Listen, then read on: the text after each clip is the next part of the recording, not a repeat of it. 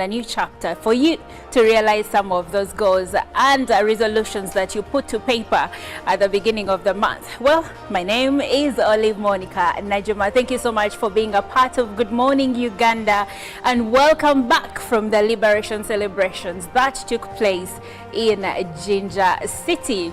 As we speak, NRM has celebrated 38 years since they took power back in 1986. And of course, it remains to be seen that we have achieved a lot in the last 38 years. Now, if I speak to my parents, they will tell me that we are experiencing peace and security. And of course, someone who was born in 1990, 2000 may not understand what our parents went through, but I will live for the day that we do not have any insecurity. So I'm happy that the NRM government was able to do that for us. Well, today is a Monday, and with that, it means I have a group of people that I am usually with every single morning from 6:30 to 9 a.m. with whom we usher you into your beautiful new day. And today being the first day, okay, the second day of the week, depending on your primary school, I'd like to check on my friends and see how they're doing and how their weekends were. And I'll start on my extreme left. Good morning, Chantal. Good morning, Olive. How are you? Very well, thank you. How are you this morning? I am great. How was your the weekend? I don't know if I had a weekend. I probably just had one or two or just a few hours to catch some sleep, and that was it. But I'm hoping by the time this week ends, I can see the weekend. I haven't seen the weekend since the year began. I like that you're looking at the future with a lot of positivity like Sonko. It's going to be a great week. My friend. And it's going to be a great day. Good morning, Jerome Paul. Good morning, Monica. And good morning to you, our dear viewer. How are you doing? To the people in Jinja, a very good morning. And especially those who handled us with a lot of attention and care. Okay. Per se, all the people in Jinja that wake up with us, we are really happy.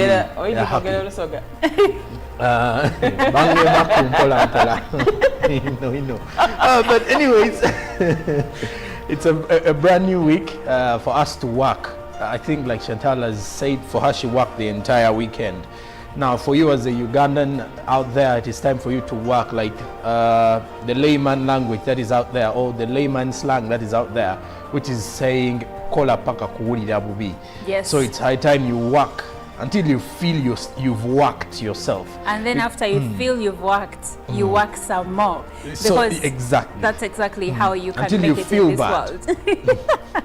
You can feel bad every day, but you have to keep working because that's the only way.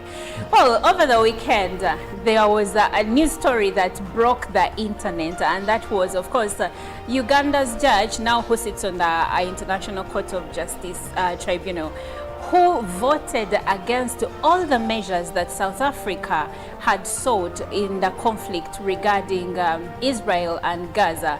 And she voted against all of them. And of course, her opinion was that the situation in Gaza and Israel is historically known to be a political one and not one that needs legal redress. So that's the reason she gave for standing against all the measures that were sought by South Africa.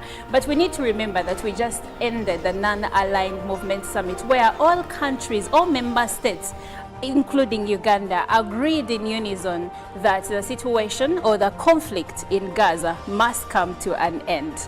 Good morning, Mr. Robert Chirabo. A lovely morning to our viewers and to you. I must say my weekend was really fine. I had a good time to ride with bikers across the world, because every year we have what we call the Ubuntu ride. Now, bikers in every country start at the same time and we ride the same distance. So it was good being part of this international event and seeing so many people there in solidarity for the bikers movement. Now, going to Justice Julius Sebutinde, one, I'm not surprised, because when you look at the various cases she has presided over at the National Court, Justice Sebutinde has always done things differently. Yes. I don't know, for some reason. If you try to look through some of the very important cases. Even when you look at a case between Uganda and DRC, her stand was very different. But now what surprises me, out of 17 judges, this panel has 17 judges. Yes. Even the judge from Israel at least voted on 2 counts. Yes. Against 2. Against 2. Now, this unique and first African woman to sit on this tribunal found all these that none was important. Saying, well, give to Caesar what belongs to Caesar, and to God what belongs to God. If these are historically political issues, you have no reason to bring them to such a court. Then also says, well, Israel and South Africa both assented to the Genocide Convention of 1984, if I remember very well. Now, she says, produce enough evidence to show that this is a genocide. A genocide is intended to eliminate a certain group of people from planet Earth, ethnically. Now she's saying, is this what is happening there? So her 2 reasons, much as they may not give Uganda's position, but on one side, she's right. I've always told people, every time I get a platform on certain issues, that never mix law With emotion. with morals. Or morals, yes. Yeah, these 2 are different. For example, my daughter greeting me while standing is morally wrong as a Muganda man. Yes. How can Vania greet Papa when she's standing? Wasuzocha tata. That is, but you see, it is not illegal. It's not illegal. That is why when I go to Chantal, even if she's greeting the father, I don't think you kneel. No, we don't. But Najuma cannot. But you know, So, looking at this particular case, you do realize that Uganda took a different stand because following statements coming in from Ambassador Adonia Ayebare on his X handle or X account, he did come out and say that the ruling by Justice Sebutinde does not represent the views of the Ugandan government. Because she's not on at the the International Palestinian Court of Justice question. as a Ugandan representative. She's there as a judge. And Yes. that is an independent stance that she took, And, not representing Uganda. And also, she's no stranger to actually being independent. We remember that even during the Charles Taylor case, her stance was different. As in, she had, even here in Uganda, I remember I got to know about Justice Julius Ebtine in the early 2000s when there was, I think, a land tribunal. And she was looking into these cases, and she was, so for lack of a better word, what you'd call the Iron Lady when it came to justice. So, and like Shavo said, justice really has no morals, and justice has no emotions. But then again, it shouldn't be a problem. If it can be proven that it's a genocide by South Africa, Yes. that shouldn't be a problem. As someone in the law, she ought to do that, prompt the person who is filing to provide enough evidence to sustain their complaint, and that's it. Well, speaking of Justice Sebutinde, she's a Ugandan judge, went to school here, and of course later on went to school in Scotland to get her master's in law. Now, coming back home, let's share some of the local news stories that we have been able to get a hold of for you this morning. we'll begin with Makerere University that wants innovators to get intellectual property rights for their works to eliminate quack innovators. The Vice Chancellor, Professor Barnabas Nawanga, said government's exceptional from innovators can only be realized in copyright innovation. He was speaking at the 6th grant awarding ceremony for 400 innovators. At least 387 were awarded with over 1,000 applicants for the 5th Research and Innovation Fund. The chairperson, Makerere Research and Innovation Fund, Professor Fred Masagazi, told UBC that most awardees are members of staff. The Vice Chancellor, Professor Barnabas Nawangwe, wanted awardees to mentor students. Since inception 4 years back, Makerere University has awarded over 1,200 grants and recorded more than 800 innovations. The Market Research and Innovations Fund are funded by the government of Uganda. And moving on, the Islamic Medical Association of Uganda has convened a special meeting in Mbale, emphasizing the importance of integrating Islamic traditions into medical practice. President EIMAU, Professor Majid Kajimu, underscored the significance of upholding Islamic principles and professionalism among Muslim doctors. President, Islamic Medical Association of Uganda, Professor Majid Kajimu, urged Muslim medics in Mbale to prioritize training and uphold Islamic values. Professor Majid Kajimu underscored the significance of upholding Islamic principles and professionalism among Muslim doctors. Medical expert Dr. Asad Muyinda emphasized the importance of regular screenings for heart disease, early detection to facilitate timely treatment and prevent adverse health outcomes. The meeting facilitated leadership changes within the association and elected officials. Moving on, labor issues seem overshadowed by the Ministry of Gender, Labor and Social Development, leaving them unattended to. An international solidarity summit in Uganda with participating labor unions encourage Uganda labor force to engage employers respect their rights through collective bargaining agreements. The conventioners of the conference, the Uganda Hotels, Foods, Tourism and Supermarket and Allied Workers Union Secretary General Mawuku Moses applauded the support. The acting director for labor, Eguru Rollins, said government is reviewing the merging of 3 directorates in gender labor ministry. The Secretary General at the National Organization of Trade Unions, NOTU, Richard Bijira, said unions like HTS Union are enforcing employers to accept workers to assemble and reach collective bargaining agreements. The Solidarity Summit delegation visited different labor sectors, affiliated and also companies, while at the International Labor Organization offices, Menya Kaka highlighted the need for social justice and decent work.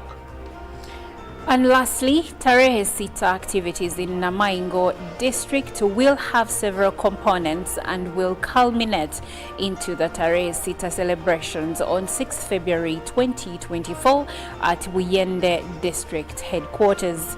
At the launch of the Tarehe Sita activities, President Museveni was represented by Minister for Kampala and Metropolitan Affairs Hajat Minsa Kabanda. The minister, who was welcomed by LC5 chairperson Sanya Ronald of the district and other district officials, together with senior officials from the UPDF headquarters. She toured development projects in the area, including a radio station, planted trees as a sign to conserve the environment, and held discussions with top leadership of the district. Namaingo District Woman Member of Parliament Makoha appreciated the President and UPDF soldiers, but highlighted some challenges. The Chief Defence Forces was represented by Major General Lucky Chidega, who highlighted the activities in the remaining days within the region. He also delivered the CDF's message. The Minister for Kampala and Metropolitan Affairs, Hajat Minsa Kabanda, emphasized the need for having strong civil-military cooperation, the need to embrace government programs and policies like Emyoga and parish development model. Well, with that, we end the local news stories, but we still have more in the realm of international news with Chantal. Crossing over, checking what is happening in different parts of the world, we start with the U.S. Now, 3 U.S. troops have been killed and dozens injured in a drone attack on a U.S. base near Jordan's border with Syria. U.S. President Joe Biden said the attack was carried out by the radical Iran-backed militant groups. He added, "We shall respond." It is the first time that a strike has killed U.S. troops in the region since Hamas's 7th October attack on Israel. Jordan says the attack took place in Syria, not inside Jordan. There have been other attacks on U.S. bases in the region, but so far there have been no casualties reported by the U.S. Army. It is not clear who is behind the latest attack. President Biden said the U.S. will hold all those responsible to account at a time in a manner of our choosing. The White House said Mr. Biden was briefed Sunday morning on the attack by U.S. Defense Secretary Lloyd Austin and other officials. Moving on, employees from a Ukrainian arms firm conspired with Ministry of Defense officials to embezzle almost $40 million earmarked to buy 100,000 mortar shells for the war with Russia, the U.S. The Security Service of Ukraine has reported. The SBU said late Saturday that 5 people have been charged with 1 person detained while trying to cross the Ukrainian border. If found guilty, they face up to 12 years in prison. The announcement, which was confirmed by Ukraine's Ministry of Defense, will have a deep impact on the countries beleaguered by Russia's nearly 2-year-old invasion. The SBU said an investigation had exposed officials of the Ministry of Defense and managers of arms supplier Viv Arsenal, who stole nearly $40 million in the purchase of shells. According to the investigation, former and current high-ranking officials of the Ministry of Defense and heads of affiliated companies are involved in embezzlement, the SBU said. Coming back to Africa, Niger, Mali, and Burkina Faso have announced they are leaving the Economic Community of West African States, ECOWAS. The junta-led countries had already been suspended from the bloc, which has been urging them to return to democratic rule. The 3 governments said it was a sovereign decision to withdraw from ECOWAS. They were also founding members of the bloc, first established in 1975. In a joint statement that was read out on state broadcasters in the 3 countries, they said ECOWAS had drifted from the ideals of its founding fathers and the spirit of Pan-Africanism. It goes on to say that ECOWAS, under the influence of foreign powers, betraying its founding principles, has become a threat to member states and people, adding that the bloc has failed to help them tackle the jihadist violence in their countries. Relations between the bloc and the 3 countries have been tense after military coups took place in Niger in July, Burkina Faso in 2022, and Mali in 2020. And speaking matters climate, 2 climate activists have thrown soup at the Mona Lisa at the Louvre Museum in Paris and shouted slogans advocating for a sustainable food system amidst farmers' protests demanding the government address low wages and other problems. The 16th century painting by the Italian artist Leonardo da Vinci was not damaged. In a video posted on social media, 2 women with the words Riposte Alimentare or food response written on their t-shirts can be seen throwing soup at the glass protecting one of the world's most famous paintings and passing under a security barrier to get closer to the painting. What's the most important thing, they shouted, at all right to a healthy and sustainable food. Our farming system is sick, our farmers are dying at work, they added. The Louvre employees could then be seen putting black panels in front of the Mona Lisa and asking visitors to evacuate the room. Now that is it for international news and what is happening in the world of climate. Thank you, Chantal. Now we cross over into the press review with Jerome Paul Sonko. And well, with the press review, we start off with the Daily Monitor and checking out what is making headlines from here, of which the Daily Monitor highlights today, where are the 122,000 who don't sit for PLE? Read about that report in regards to the aftermath of the PLE being released. Then tourism, government pledges to develop Katosa Matters Shrine, a pictorial of the Catholic clergy at the front page of the Daily Monitor today. Now, Rich Dad Junior School Najanankumbi is highlighting how they performed, and of course the top students or the top pupils from the just concluded PLE last year. Then Makerere graduation kicks off today. Read about that in the Daily Monitor. Then the lizard life moves on fast. Read about 7i Bokold's seat left by. Okay. Then also 7i Ogwal's Dokolo seat. Read about that in the Daily Monitor this particular Monday. Now, in Healthy Living, testimonies of how regular walking changes lives. Read about that as gold farms bid to stop paying taxes quashed. That is within the Daily Monitor this morning. Now, crossing over to the East African region, we start off with the East African newspaper. Uhuru on foray in Uganda as Ruto Museveni gravitate apart. The former president caused the buzz after he rode in the Uganda Airlines flight with Vice President Alupo to Kinshasa and was later hosted by the veteran leader at State House.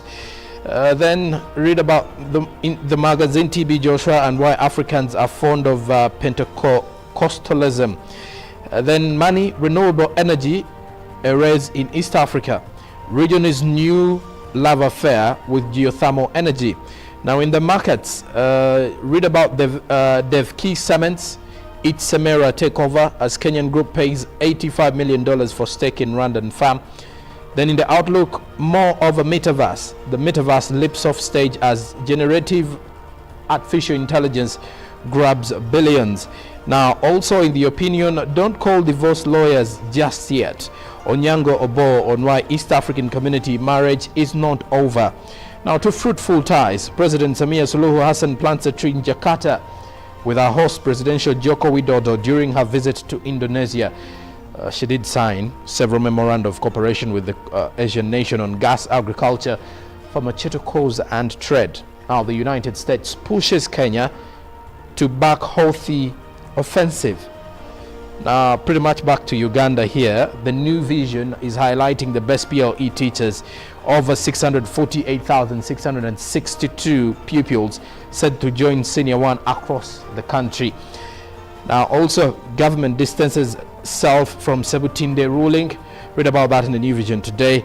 Now also fresh war erupts over Luwero Bishop's seat as thousands welcome MK team in Mitoma. Then Makere's 2024 PhD graduates. Read about those in today's New Vision. Now also how to secure your mental health. That is within the New Vision as Day Biopharma ready to produce vaccines. A pictorial of the different experts at the front page of the New Vision today. Now let's get to Kenya with the Daily Nation. The bursary scandal. Shattered dreams, students missing classes for the third week now as polio alert as pink eye disease linked to COVID.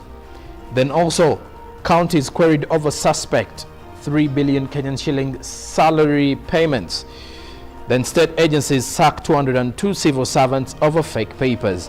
Then in tragedy, Karwale's bull goers worker to death. And a scary report that is. Then crisis, 131,854 students still languishing at home. Pictorial and the names of the many students that have yet to start secondary school in Kenya. Now also the Citizen newspaper from Tanzania, dollar crisis cost oil farms 300 billion Tanzanian shillings. The oil marketing companies posted more than 300 billion shillings in losses over the past year due to their dollar crisis. The Citizen has learned. Then also national assurance, no hurdles in cross-border maize trade, says Bashe.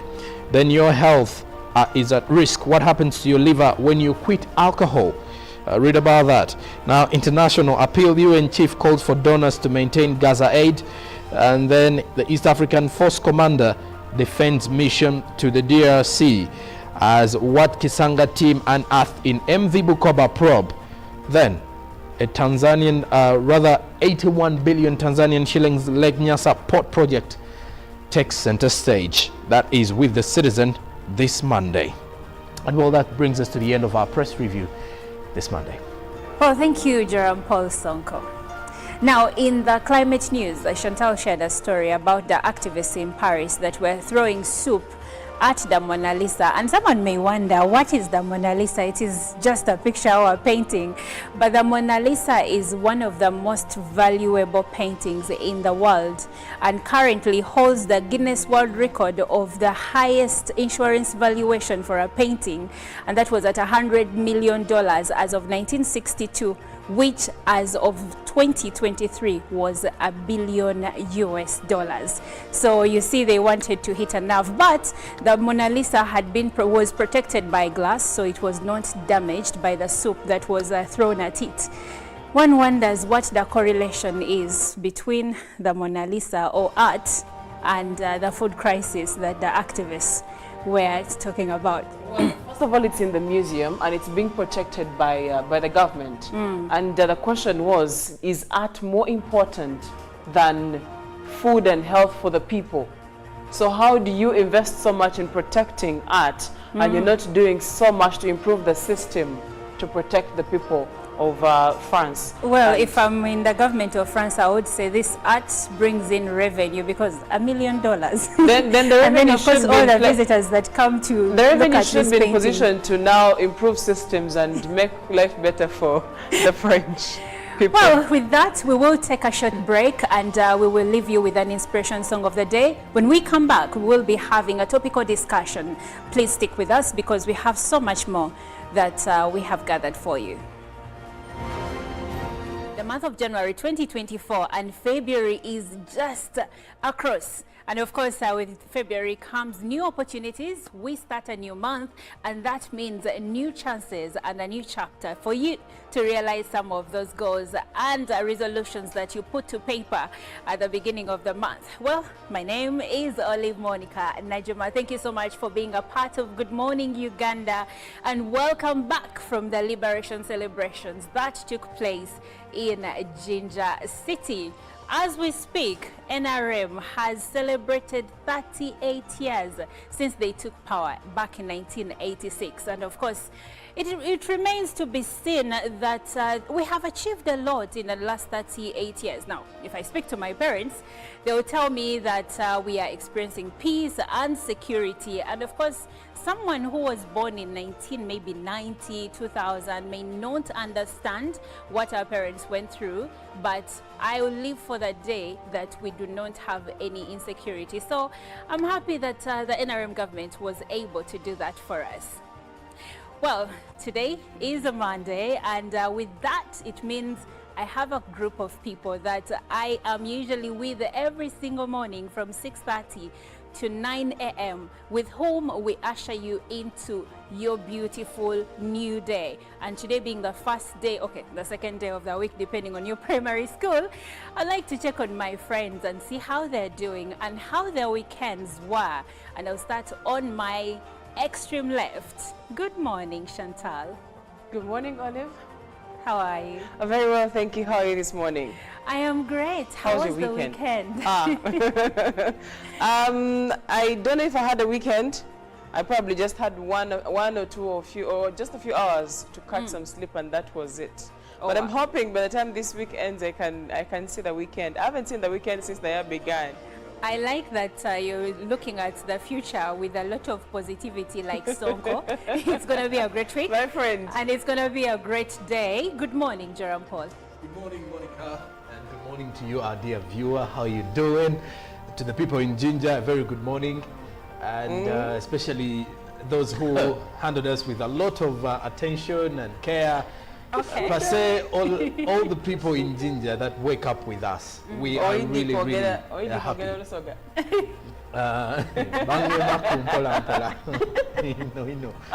But anyways, it's a brand new week for us to work. I think, like Chantal has said, for her she worked the entire weekend. Now, for you as a Ugandan out there, it is time for you to work like the layman language that is out there, or the layman slang that is out there, which is saying "kola paka kuwulira bubi." Yes. So it's high time you work until you feel you've worked yourself. And then after you feel you've worked, you work some more. So Because exactly. that's exactly how you can Until make you it feel in this bad. world. You can feel bad every day, but you have to keep working because that's the only way. Well, over the weekend, there was a news story that broke the internet, and that was, of course, Uganda's judge, now who sits on the International Court of Justice Tribunal, who voted against all the measures that South Africa had sought in the conflict regarding Israel and Gaza. And she voted against all of them. And of course, her opinion was that the situation in Gaza and Israel is historically known to be a political one and not one that needs legal redress. So that's the reason she gave for standing against all the measures that were sought by South Africa. But we need to remember that we just ended the Non-Aligned Movement Summit, where all countries, all member states, including Uganda, agreed in unison that the situation or the conflict in Gaza must come to an end. Good morning, Mr. Robert Chirabo. A lovely morning to our viewers and to you. I must say my weekend was really fine. I had a good time to ride with bikers across the world because every year we have what we call the Ubuntu ride. Now, bikers in every country start at the same time and we ride the same distance. So it was good being part of this international event and seeing so many people there in solidarity for the bikers movement. Now, going to Justice Julius Sebutinde, one, I'm not surprised because when you look at the various cases she has presided over at the National Court, Justice Sebutinde has always done things differently. Yes. I don't know, for some reason. You try to look through some of the very important cases. Even when you look at a case between Uganda and DRC, her stand was very different. But now what surprises me, out of 17 judges, this panel has 17 judges. Yes. Even the to transform all lives of Ugandans for the better. PDM, my parish, my development, my life. The cardinal role of a government is maintaining law and order, safeguarding citizens' rights and providing essential public goods and services. Throughout its tenure, the government has consistently upheld these principles. This foundation creates an environment conducive to delivering crucial social services to citizens through diverse approaches such as taxation, strategic budgeting, and effective policy implementation. A transformative education system, advancing healthcare provisions, enhancing social welfare, and propelling infrastructure growth, all of which continue to evolve daily to cater to the population's expectations. Supported by a meticulously organized network of ministries, government remains committed to serving its citizens. Coming soon on your public broadcaster, The Front Bench, your interface with the government every Monday at 8:30 p.m. with Joram Paul Sonko, only on your public broadcaster, UBC, inspiring Uganda. Nyati Motion brings you Tuko Pamoja, a documentary film about our youth, Ugandans, and we would have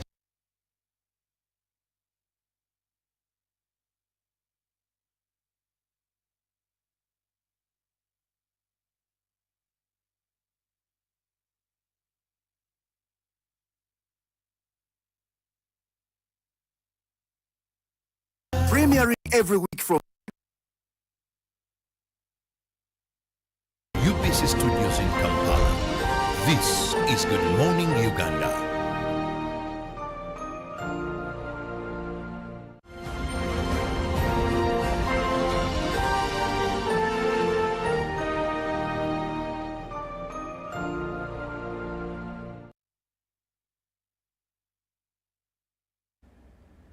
A beautiful morning. Thank you for keeping with us here on Good Morning Uganda. My name is Olive Monica Najuma, and I'm joined by Chantal Olive Akandinda and Jerome Paul Sonko.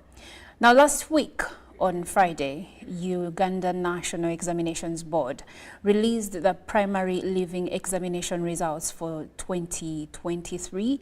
And as we speak, parents must be moving up and about trying to find secondary schools for their children that were able to pass the national exams.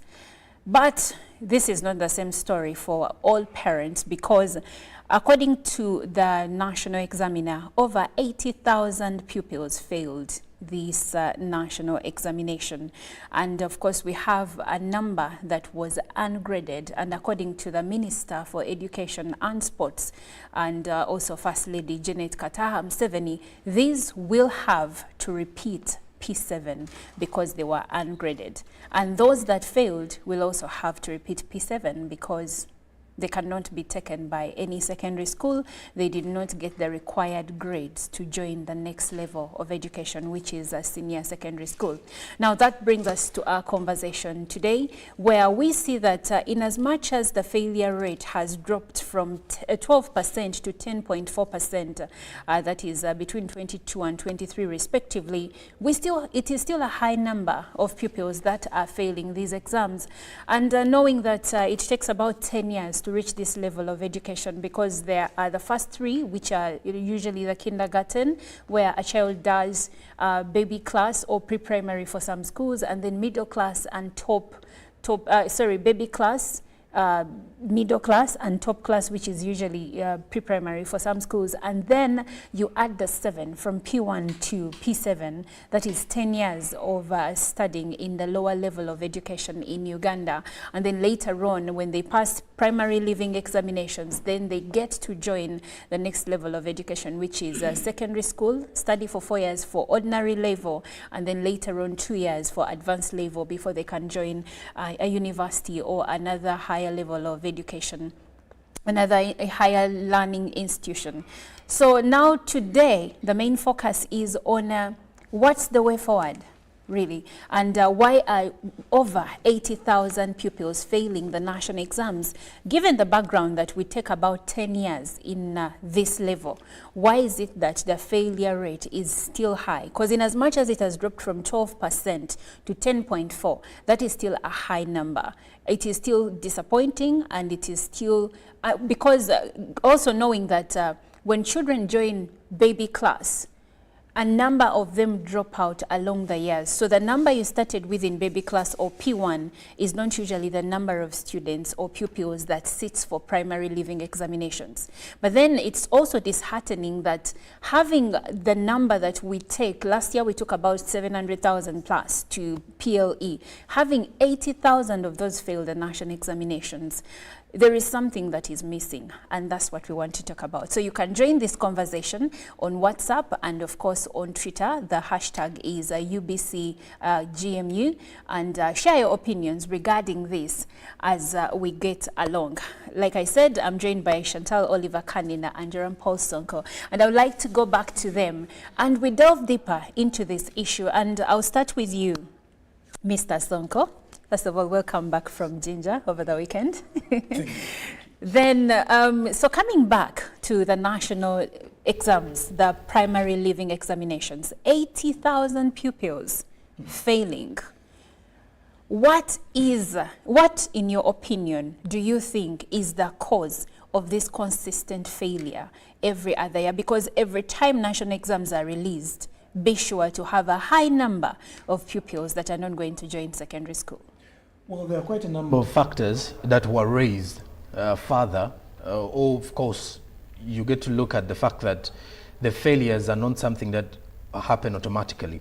It's either a long-term kind of thing or either short-term causes within the school premises or even the environment through which they are being groomed. Now, looking at it from what some of the experts highlighted in relation to why these failures continue to rise every other year is an element of lack of adequate school time. And this is more common with schools away from the central bit, or let's say from the city centers in most of the countries, rather in most of the districts in Uganda. Why is this so? Many of these pupils, for example, those who go into primary schools that are deep in villages, have less time at school, or always end up missing, lessons and classes at school, either because they are doing house chores, or others because maybe they have other activities to do and helping out with the family. And then that is highly attributed to the poverty as well in most of these particular districts, because you do realize at times, because they are supportive or they are supporting their parents to do day-to-day activities at work, or also helping them out with earning a living with some minor jobs that they do, which affects their time at school. So you get to realize that by the time their mind is settled on class, they are already tired, and they end up failing at the basics of education. And then also there's something to do with the absenteeism of teachers, something that we once discussed here. And of course, it's a very huge topic of concern, if you're to put it out there, in relation to how teachers, more so teachers that are in public schools, because when you look at teachers in private schools, because they are highly monitored and supervised, because the school administration expects them to offer a service if they are to receive pay, you do realize for students or pupils in public schools end up missing this kind of chance, because at times teachers tend to miss out even when the timetable is well stipulated on the time they're supposed to be in classes. When they miss out, it is the child who is missing in the long run. So these are some of those. And then there's also an element of poor feeding in some of the schools. Yes. And this is also common in schools that are public. Why is this so? Because for the private schools, let's say government aided, like UPE schools. Exactly, UPE schools. And because with private, I'm not saying it's private doesn't have such issues, but you do realize that with private, because it is a privately owned entity, these are cases that are very minimal. Business. It's a business. Yes. So by the time you start doing it that way, or you fail to feed your pupils, parents are likely to find out. And once a parent finds out, they're going to take their children away, because they're paying this money to see that their children receive this kind of education. So when you look at the feeding issue, is also something disturbing and affecting the performance of these pupils. But when you also look back at the fact that the feeding programs are not so much into the public schools, that is why for students or pupils who go into UPE or USE schools, most of the parents are advised to support some of these schools with paying for lunch fees and also being able to at least accommodate breakfast for some of these children. Because you remember there's always a break time, kind of break around 10 o'clock or 10:30 in most of the schools. So during such a time, you do realize that the school doesn't cater for that. And of course, it's not something you can put to the school, because as a parent, you also have to avail something to do with food. And well, trust me, there is no way a child can actually study comfortably if the stomach is empty. I agree. I agree. And feeding is actually very pivotal in the life of a child. That's why in private schools, like you put it, some of them you'll find that children have around 4 meals a day. They will have a meal at 10, and then they will give them lunch, and then in the afternoon they will give them a snack in between meals. And you can't find this in a government school. Now, looking at some of the factors that contribute to the failure rate of these children, and like Sonko put it, most of these children are either in rural areas, like they're outside of cities, or hard to reach areas. And of course, there is among the factors that sometimes affect the children, to add to what Sonko said, it is usually natural disasters. For instance, you do not expect a child in Toroko that had floods to have the same performance as a child that has not been destabilized by any natural disaster, whether it is, especially last year, we had floods in certain areas, we've had landslides in some areas, and these all contribute to the failure rate in some of these schools. But now that we have unpacked some of these issues that affect the children and make them fail, because it is, like the First Lady said, it is really hard to fathom why someone who had 7 years of learning can fail a paper. But now we understand it is feeding issues, it is absenteeism of teachers, lack of good infrastructure, because in some of these schools, children are studying under the tree. We saw a pictorial of pupils that were literally sitting on the ground or what you'd call the floor of their class to write in their books. That is very uncomfortable. And all of these things are effective in either for someone to pass or to fail. But now moving forward, since most of these are government-aided schools, where is the government missing the ball? I think we need to look at it from different levels.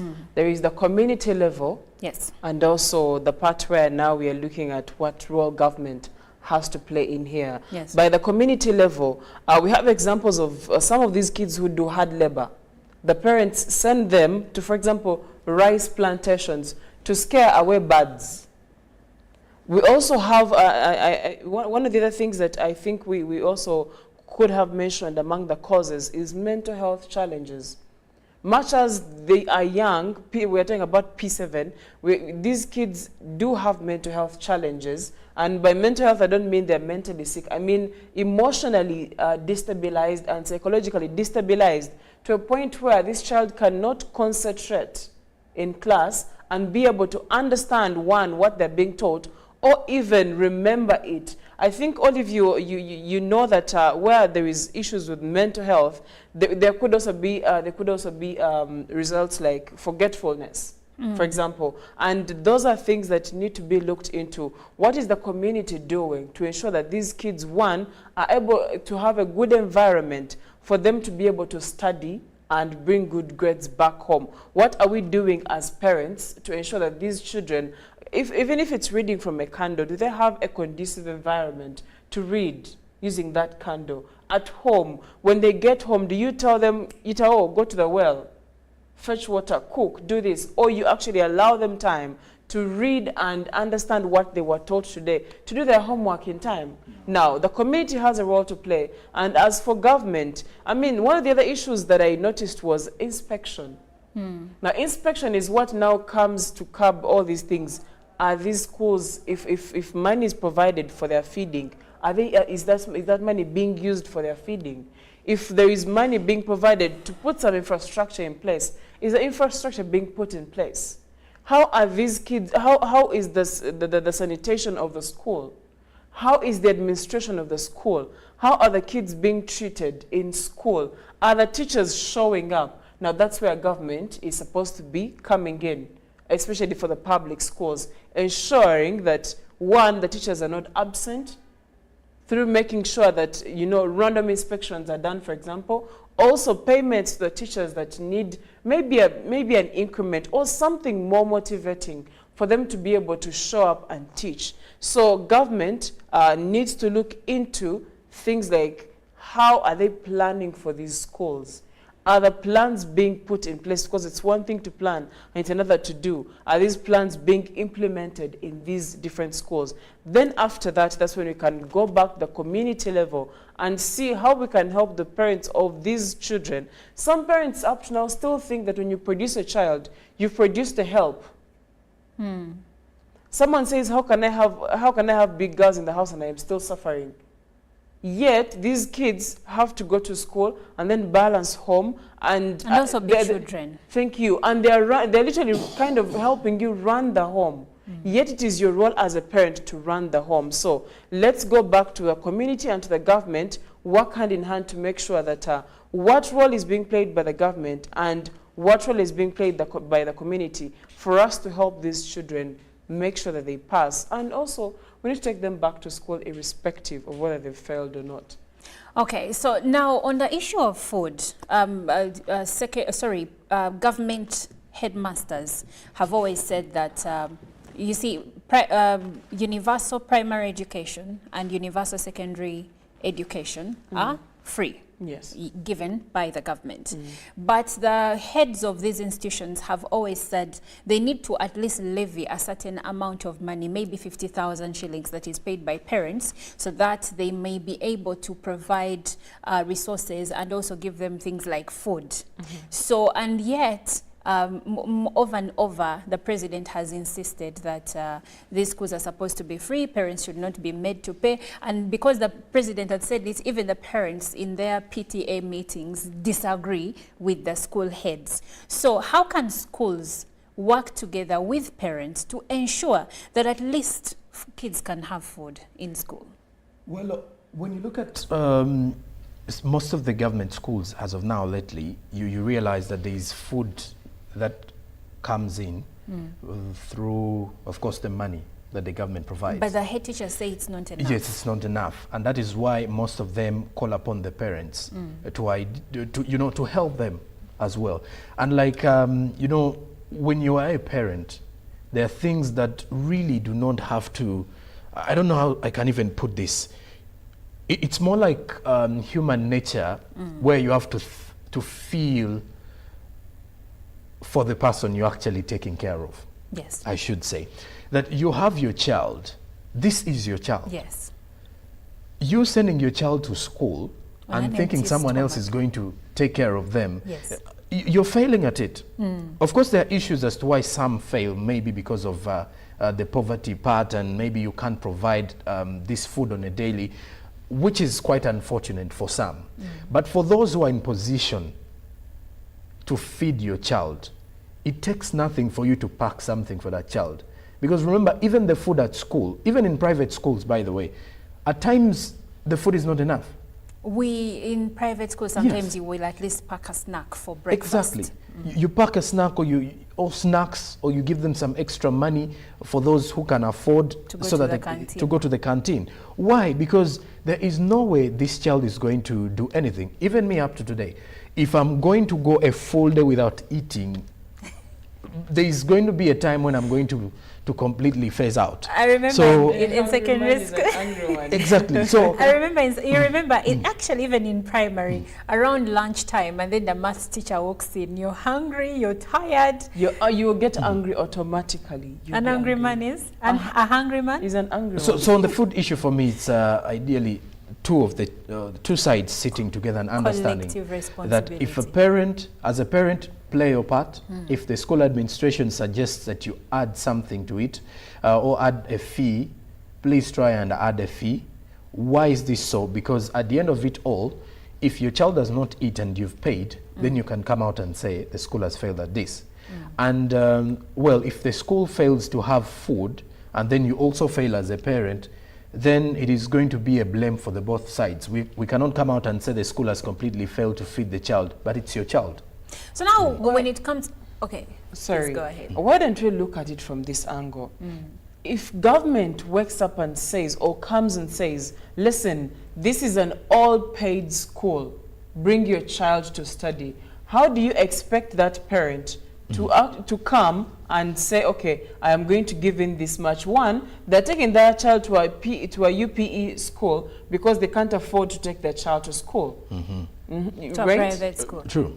They can't afford the other school. They can't afford to pay school fees. That is one. Two, government says all expenses are paid. Do you know that there is a kind of mistrust that is put on people who run such institutions? The parents will even think the money was given to the schools and they mishandled it, or they misused it, or they embezzled it. So let government come out and declare that this is probably as far as we can go, or even be the one that calls upon the parents to bring a small contribution to be given to these schools. Short of that, if I'm telling you, listen, I'm housing all the bills, and then the next thing the waitress comes to and says, no, you need to add something, but the rich makes man no said, sense. it doesn't make sense. Yeah. The rich man said, the bill is scattered. What are you talking about? But have you isn't- taken the money? Isn't that where Sonko's argument comes in of, in as much as this is what the government has said, or the government has not come out to pronounce that you should add this, at the end of the day, this is your child, and you should be the one to, isn't that where his opinion holds some water? Because It remember, does- even after the examinations are out now, the blame game is done. You're not going to go back to school and It say is you still your failed to child feed. that It's failed. still your child. So you have to pick them up and push them to the next institution or to the next thing in their life. But remember, if you play the blame card all the time, even the government won't come out and help Sanko, you. I need you to understand that most of these people have not just being poor in financially being poor. Yes. Some or most of them, Are for lack poor of a in better mind. word to put it, are poor in mind and at heart. Oh. That is to be honest. So there needs to be mindset change Yes, as that well, it has to on be the there. side of the parents. On the side of the parents. And someone, you know, when you, I don't know if you've had the chance to interact with some of these, but they will tell you, it is our money they are using. We are taxpayers. You understand? You remember the how government people is would go it to has to take care of Mulagro us. and they're like, health is free. They Thank didn't you. expect to pay any amount of money That kind of regarding entitlement, anything. Yeah. that kind of entitlement is what is leading these parents to such places. That's why I'm saying, I think the only party they would listen to would be the government coming out to say, listen, you're going to give in a certain small fee for your child to be able But you know to be they have comfortable in development school. fee that they're paying in most of the public schools. What are they developing? It's just for developmental purposes. Exactly, we're wondering what is being developed. Okay, in the schools. and now that is not the only issue. We, among other factors, is teacher absenteeism and poor infrastructure. So let's not pretend that it is only children are only failing because they are not being fed. How can government curb the absenteeism of teachers? And also, for you, Sonko, I want Chantal to go first, but also for you, Sonko, I'd like you to think about how best the government can actually look into the infrastructure situation, because we have pictorial evidence to show that in some of these schools, honestly, the infrastructure is wanting. And by the way, before we even look at the infrastructure in the school, we look at the infrastructure to the school. I don't know if one of you one time saw a video of pupils from a certain school in around Lake Bunyonyi who had to cross the lake to go to school, using a boat. So we need to look at the infrastructure to the school, within the school as well. But first of all, Chantal, and we're about to close. Time is not yes. our friend. Now, when we talk about absenteeism of teachers, we need to go back and assess where these teachers absent. One, talk about the payments of these teachers. How are they being paid, and how is the payment coming in as well? It's one thing for the pay to be small, but is it coming in on time?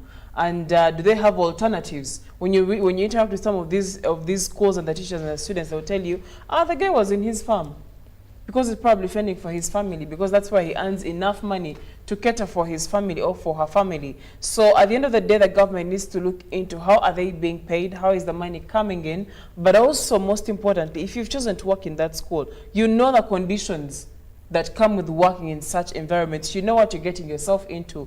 Go there knowing, and this is where government also needs to come in and do inspections, put measures in place to make sure that absenteeism is curbed, so that these teachers can come and attend to the students. At the end of the day, we don't have control over how people behave, but you can make them behave the way they're supposed to behave. Well, Iron Lady this morning, thank you. Ojeran Paul Sonko, when we go back to the infrastructure in school and to the school, what can the government do to ensure, because this will contribute to the passing rates of students in such especially hard to reach areas? In a minute.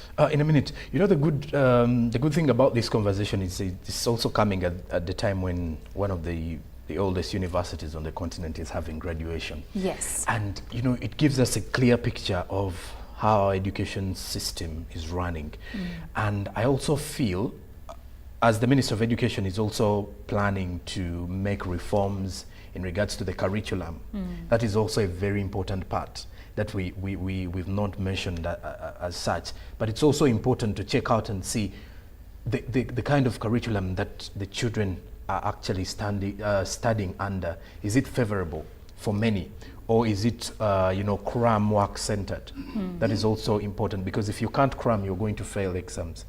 And some of these pupils, sorry to cut you short, are failing partly because in their schools they're being instructed to cram, whereas UNEP has changed the way it is setting its exams. So you get to realize that you're 1 week to the exam, you're going back through P6, P5 kind of books, and it's the same thing that happens with senior 4. You go to senior 2, senior 3, reading your past papers and the like, or let's say past books and everything. It becomes tiresome. But when it comes to the infrastructure part, well, that is a very big challenge, not only in the education sector. It's everywhere within the country, and not even the country, Africa. But I think for the infrastructure, it's something that is kind of for the public part of it. From the private sector, the schools are supposed to make sure that the kind of infrastructure meets the amount they are asking for. On the government side, because most of these parents cannot afford the private schools and they want quality education, it is better for government to extend that quality education to them. And in regards to quality, that means the kind of shelter under which they are studying should as well be of huge, standards. It should as well be like someone has gone to school, whereby regardless of whether you've not studied through a private school, but if you've gone through a public school, it should as well feel like that school. So we that need you can to come out and say, yeah, we need to prioritize the infrastructure education as well. sector. And even the equipment that is supposed to be there, laboratories and everything. Government should, put more focus there. Put more focus. Well, yes. Thank you so much, Joram Paul Sonko. I won't be able to share all your comments, but this person said, please leave your name when you send in your opinion. Would like to know who we are having this conversation with. And he says failure is basically from rural schools because of lazy teachers. Teachers in rural schools must be supervised to make children pass exams. I believe we have no dull children. I believe so too. We do not have dull children. And this is Wambale Enos in Kasanda district, and he says most pupils have constantly failed exams due to high numbers of learners and compared to that of teachers. Therefore, few teachers fail to meet individual differences of learners, as some are slow learners. I therefore request government to recruit more teachers, provide all necessary items, and completely monitor education system in Uganda. Thank you so much, Mr. Wambale. And this one says, let us start by examining the teachers. Some teachers are worthy not being, and basically he says they're not even supposed to be teachers in the first place. If you give the same exams to teachers and their pupils, many pupils will do better than their teachers. If a teacher doesn't know who the Prime Minister is, what do you expect from his or her pupil? This opinion is from Wilson. And I'll end with this one. He says, good morning, members. Thanks for the show. And she's called Noreen from Bale. She says, some learners are also slow learners. However much they have all school needs, they still can't make it. So my idea here, I think such learners need special handling by teachers. I think she's referring to some learners are dyslexic, so they don't learn at the same pace as their mates. But some of these, if they're well handled, can actually turn out to be the brightest students in that class. Well, that's all that we could unpack as of this minute, but thank you so much for being a part of the conversation. Good Morning Uganda continues. Good Morning Uganda Tourism Express comes up next.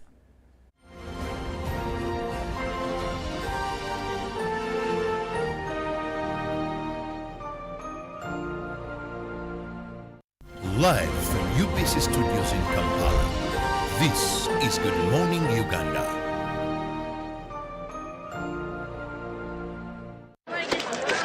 Junko. Yo. Wachiko. Check the shopping, man. What's your secret? Uganda wange. Haven't you heard of the parish development model PDM? Yes, I did, but I thought it was just a talk. No, Sebatia. It is real.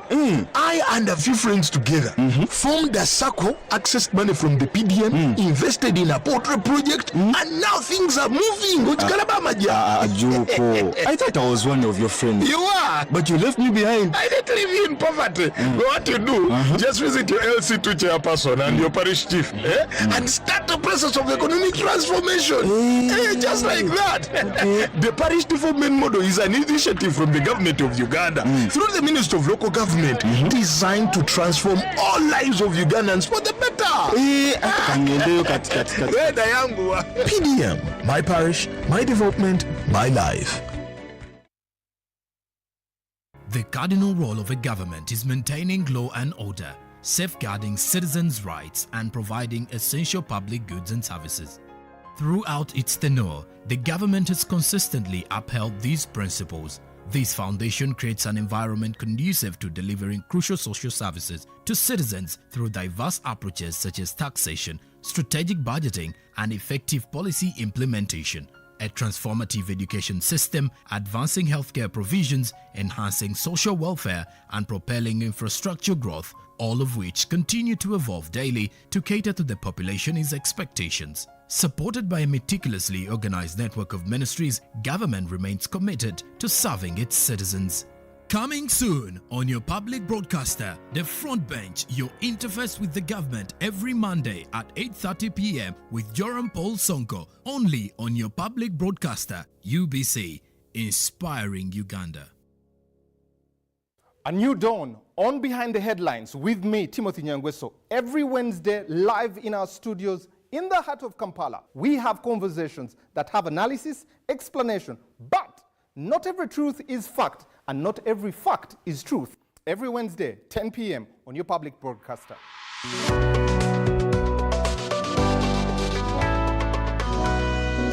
on your public broadcaster, UBC, inspiring Uganda. Live from UBC Studios in Kampala, this is Good Morning Uganda.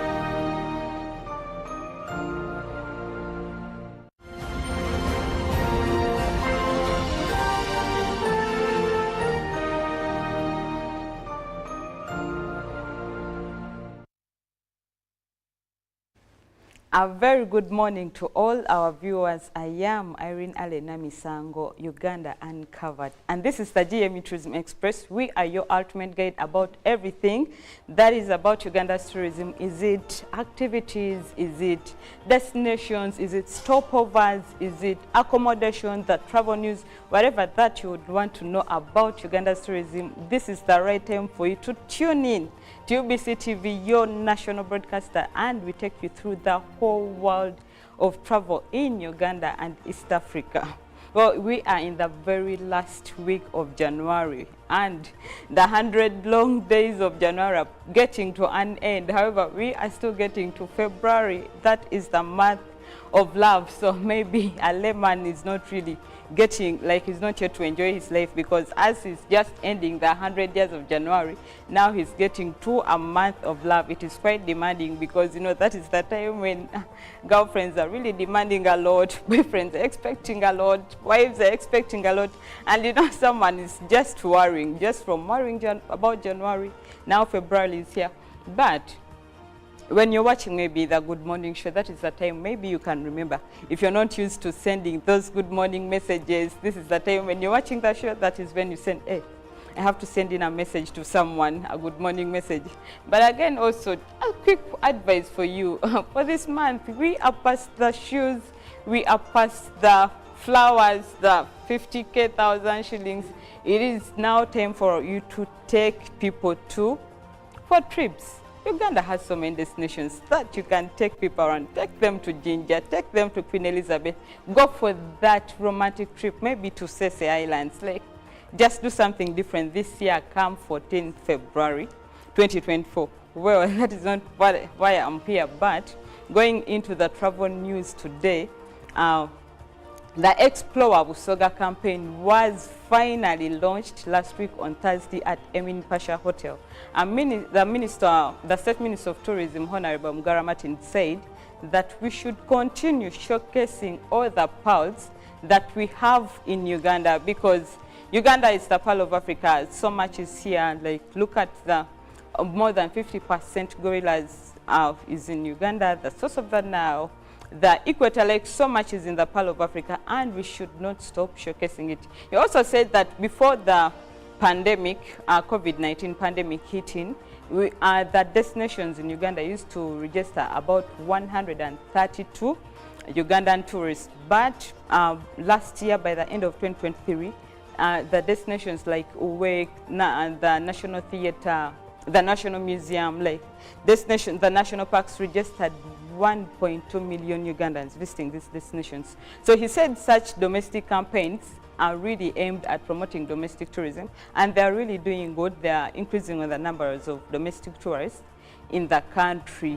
Also, other people in attendance, we had the Minister of Tourism for Busoga Kingdom, who assured all the people that are going to attend that they'll have a chance to dine with the Chabazing of Busoga as well as the Inebantu. So just mark that dates. It is going to settle from 13th to 17th of February. And don't forget that more than 300 people go to one area that is Jinja and Busoga region. And they go for one common goal, that is tourism, to showcase and put a more shine into the hidden games in the Busoga region. This is the 50th edition and we are anticipating a lot from it. And still in the travel news, we are talking about the Ekula Sustainable Tourism Award winners. And I was also one of them. Of course, I was awarded as the Young Tourism Personality of the Year 2023, and I'm still going on till 2024. But they had a trip to CTC, Conservation Through Commercialization Center in PG Butambala, and they had a chance to get closer to the wild animals like the lions, zebras, but this was aimed at promoting sustainable tourism. So they had a training on sustainable tourism as well as giving them a chance to get closer to the animals so that we can have a union call for conservation and sustainable tourism in Uganda. That is what we had for you in the travel news, and right now we go into the most interesting part about the day, and that is the attraction of the day. Today we are talking about some place that is very close to Kampala, and that is the Uganda equator. Now when we talk about the equator, we remember that social studies that we had in our primary schools. When you said what is an equator, I remember that was a very question in our question papers. And an equator is defined as an imaginary line that divides the Earth's surface into two hemispheres. That is the northern hemisphere and the southern hemisphere. However, when you visit the Uganda equator, this becomes into reality. The imaginary line, you do not see it, but you can prove that it is really there, because if you're just told that the line is passing here and nothing shows, what proves that it is really there? But at the Uganda equator, you really prove that the line is really there, though it is just imaginary. And it is located in Kayabe, that is about just 72 kilometers away from Kampala, the capital city. However, you can have this on your trip to maybe Queen Elizabeth National Park, to Bwindi, Mugahinga, all those parks that are or destinations that are located in the western or southwestern part of the country. You can have a stopover at the equator, but you can still have a half-day trip to the equator. Drive from Kampala, go to the equator, come back. Probably by around 2, you will be back in Kampala. And what are the things that should really inspire you or motivate you to visit the Uganda equator? First of all, the excitement of standing in the middle of the earth at 0 degrees, like having one leg in the northern hemisphere and another in the southern hemisphere, is just amazing. Then taking a peek at the Uganda equator, saying that yes, I crossed the equator, it is amazing. So you just need to go there and have that feeling that yes, I crossed the equator. Still at the equator, there are so many craft shops. You can do some shopping if you want to carry some souvenirs back home, or if you want to carry some souvenirs for your people that you're going to meet home, also to remember that yes, I was in the Pearl of Africa.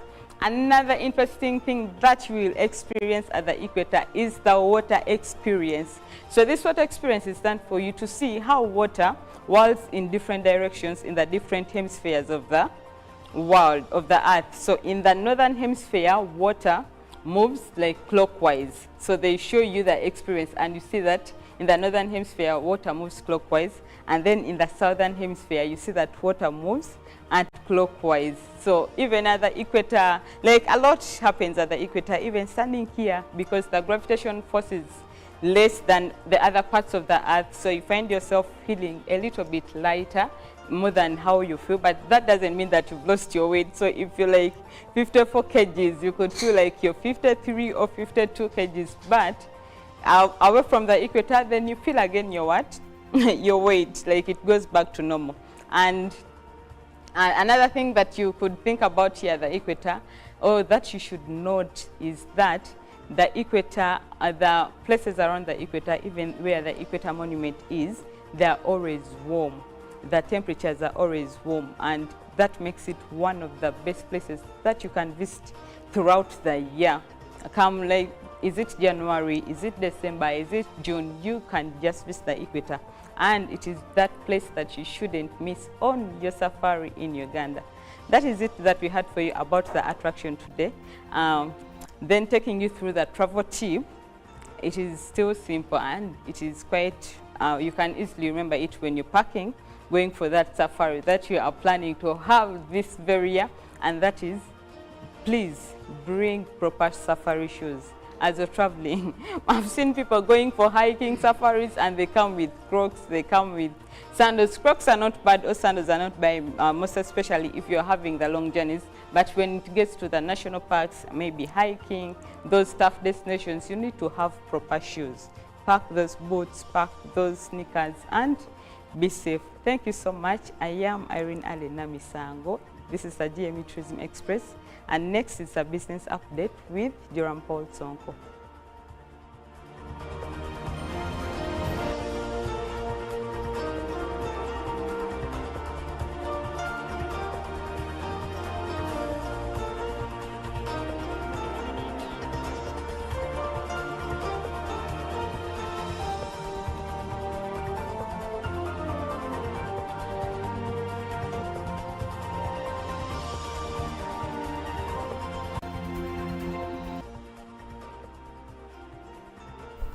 Well, good morning, and many thanks for sticking around to UBC. Good morning, Uganda. It's time for us to check out what is coming in from the world of tourism. I'll start with the Equator, where Alan was actually giving you highlights of how it is a tourist attraction in the country.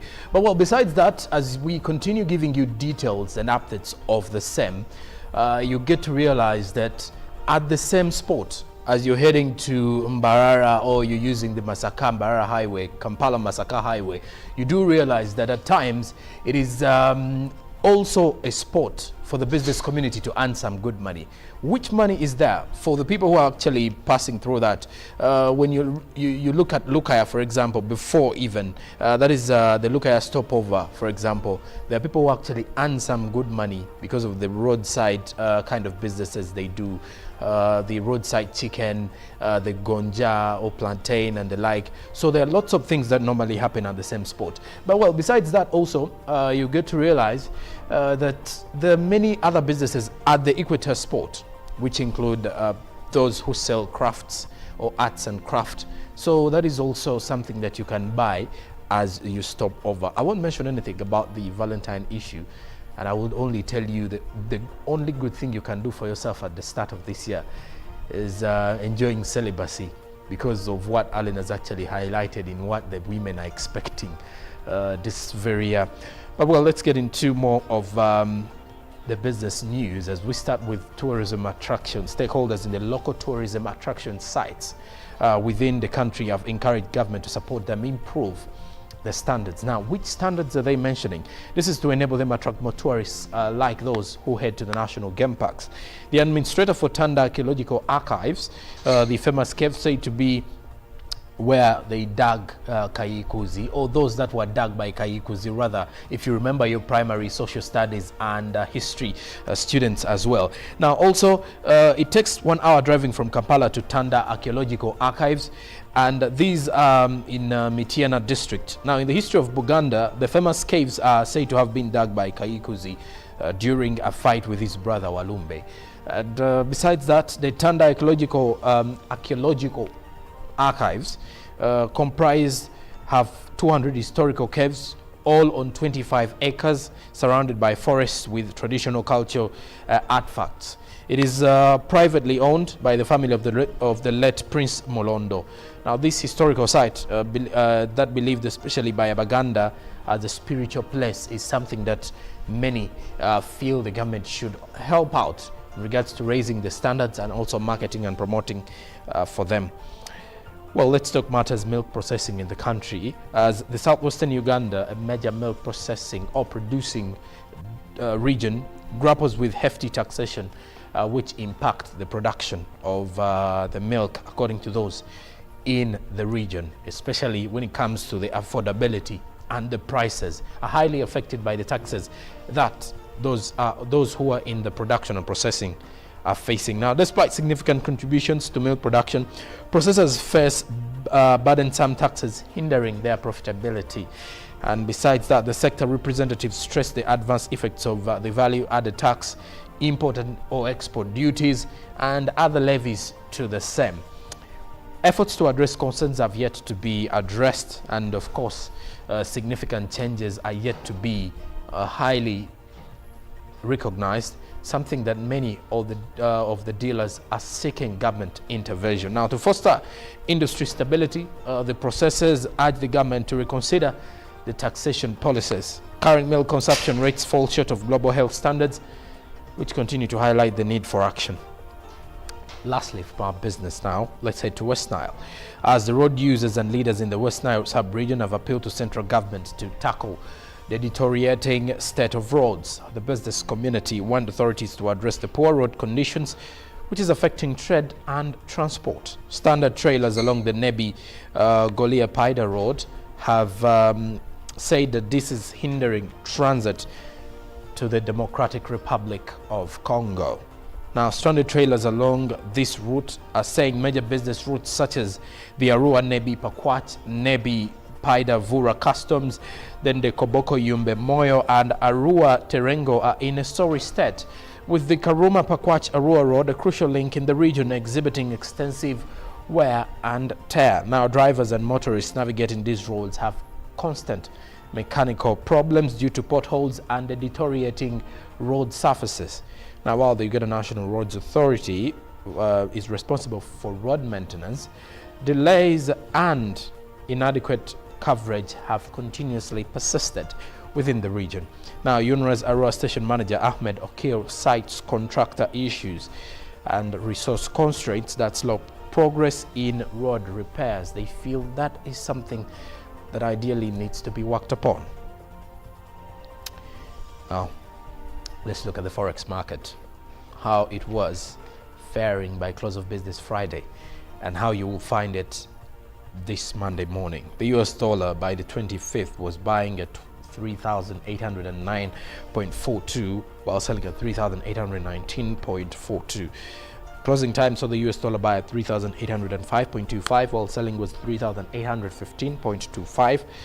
The Great Britain pound was buying at 4,839.89 while selling at 4,852.61. The euro was buying at 4,141.63 while selling at 4,152.51. The Kenyan shilling was buying at 23.34 while selling at 23.40. And then the Tanzanian shilling was buying at 1.51 shillings while selling at 1.51 Ugandan shillings as well. The South African rand, on the other hand, was buying at 201.70 while selling at 202.23 shillings. So that's how you will find the Forex market by close of business today morning. This is courtesy of the Bank of Uganda. Well, that's it for our business update this morning. Coming up is the traffic updates with Olive, Monica, and Najuma. Stick around.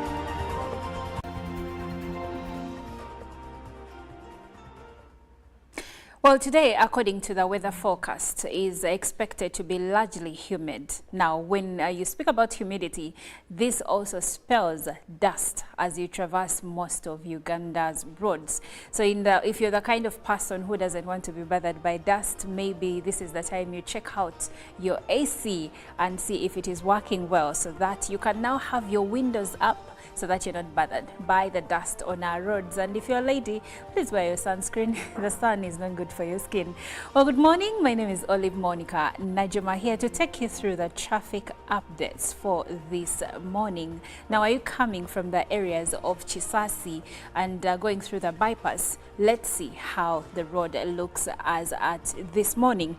Now, looking at the roundabout, the new Bukoto roundabout that takes you to Ntinda or takes you to the areas of Nalia or ahead, we see that right here at this roundabout there is a bit of a traffic jam that has built up, and This is mainly because of the traffic lights in this area, but also it is also contributed by some of the feeder roads that join this section of the road as you go through the morning traffic. Now, as you move ahead, we are not going to look at Ntinda. We are going to focus now our attention to the northern bypass as we move ahead and see how the traffic situation looks like this morning in the areas of the bypass as you come from Bukoto, Chisasi, that side.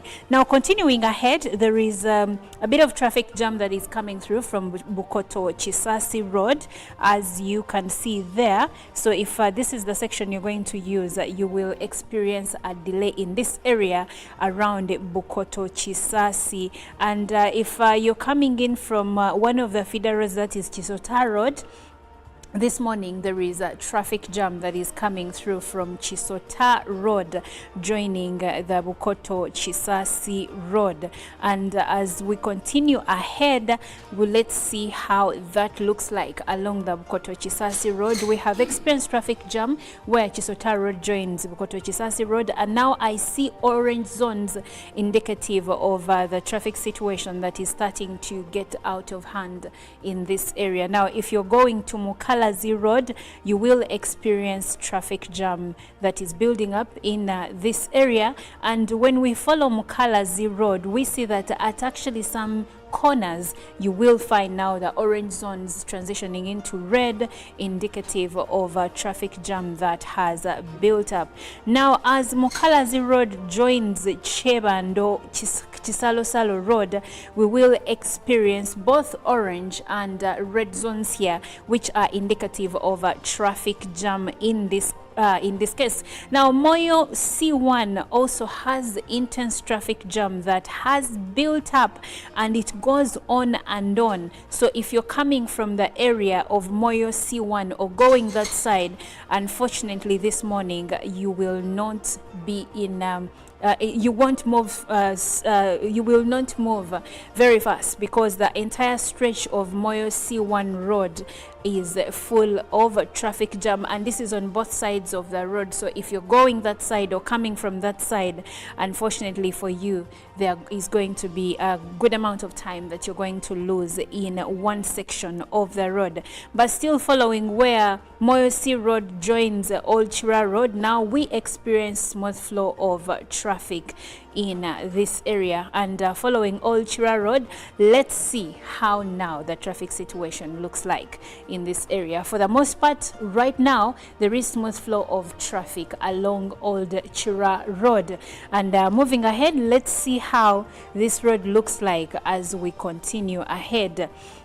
The good news is that on Old Chira Road, especially for those coming to town, there is a smooth flow of traffic, so you should be able to move without any encumbrances. I see a bit of traffic jam that is coming through from some of the feeder roads that join Old Chira Road, but not for a big space of time. So, but there is a traffic jam coming through from Mosizi Road. There you will experience some bit of a delay. And continuing ahead with Old Chira Road, we see that where Starrock Road joins Old Chira Road, there is a bit of a delay there, and there is also some traffic jam that is coming through from some other feeder roads in this section, like where Mabua Road joins Windsor Crescent. And still going back, we see that when we reach the area of Kamocha, we see where John Babiha joins Starrock Road.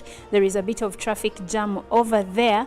And of course, going back to Old Chira Road, as it continues up ahead, we see that for the most part, you are going to encounter smooth flow of traffic. But now when you reach the roundabout that has Yusufule Road, Haji Musa Kasule Road, here you are going to experience intense traffic from all ends. All roads are feeding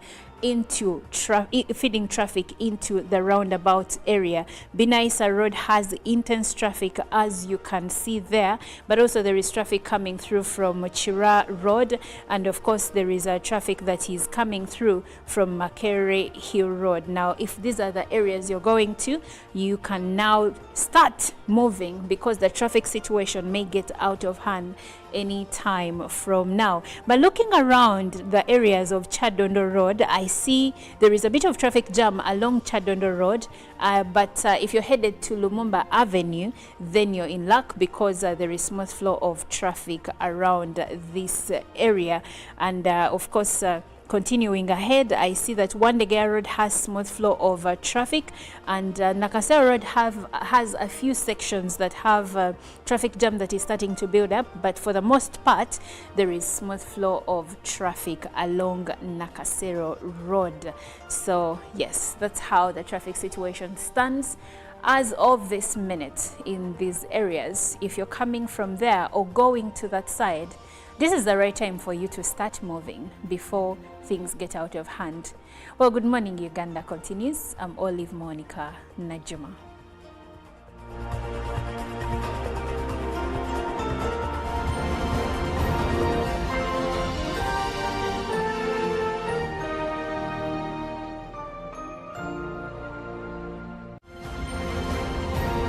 Live from UBC Studios in Kampala, this is Good Morning Uganda. Pick of the day on UBC.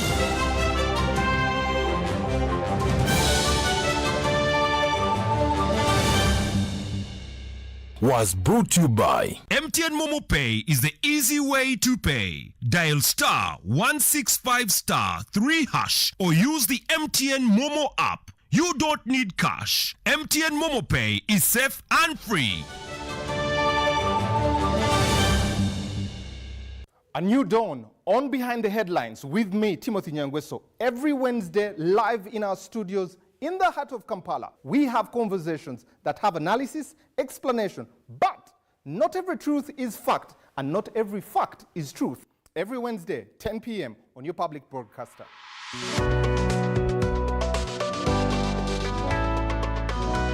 All on your public broadcaster, UBC, inspiring Uganda.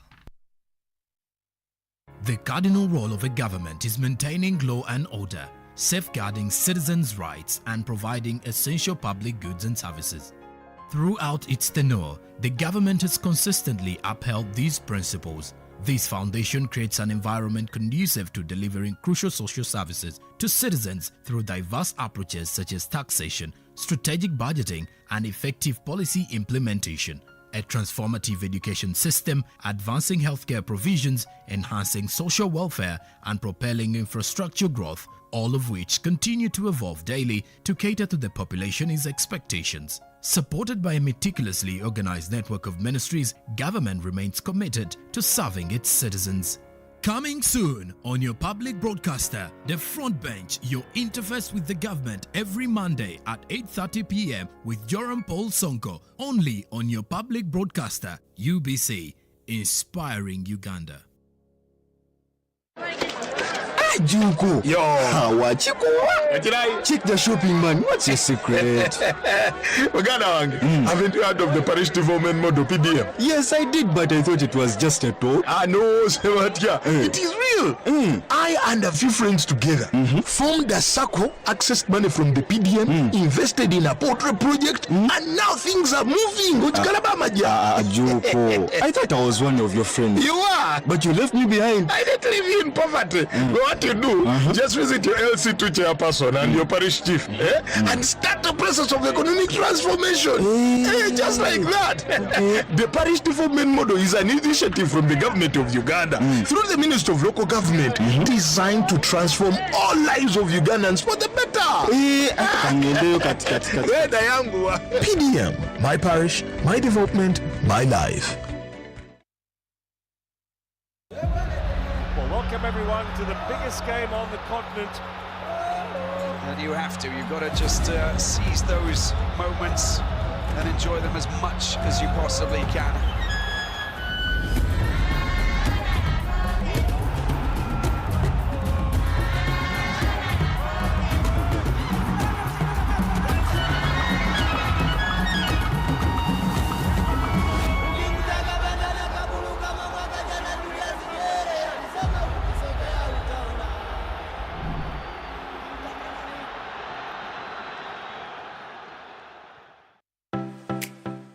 UBC is the national public broadcaster. We educate, inform, entertain, and inspire our audiences.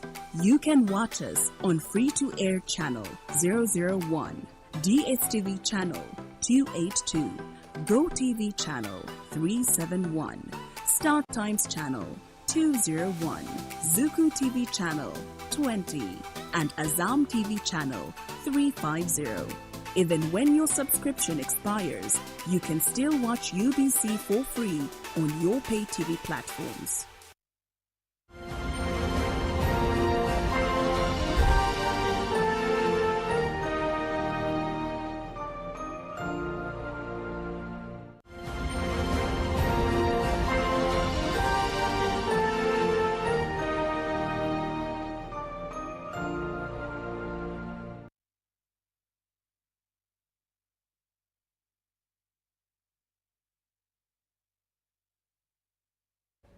Good morning and thank you so much for being with us on UBC TV. Welcome to Good Morning Uganda Agenda. I'm Robert Chirabonyonyintono and we are here to talk issues of finance, more so regarding our budget. Now, every country has a national budget.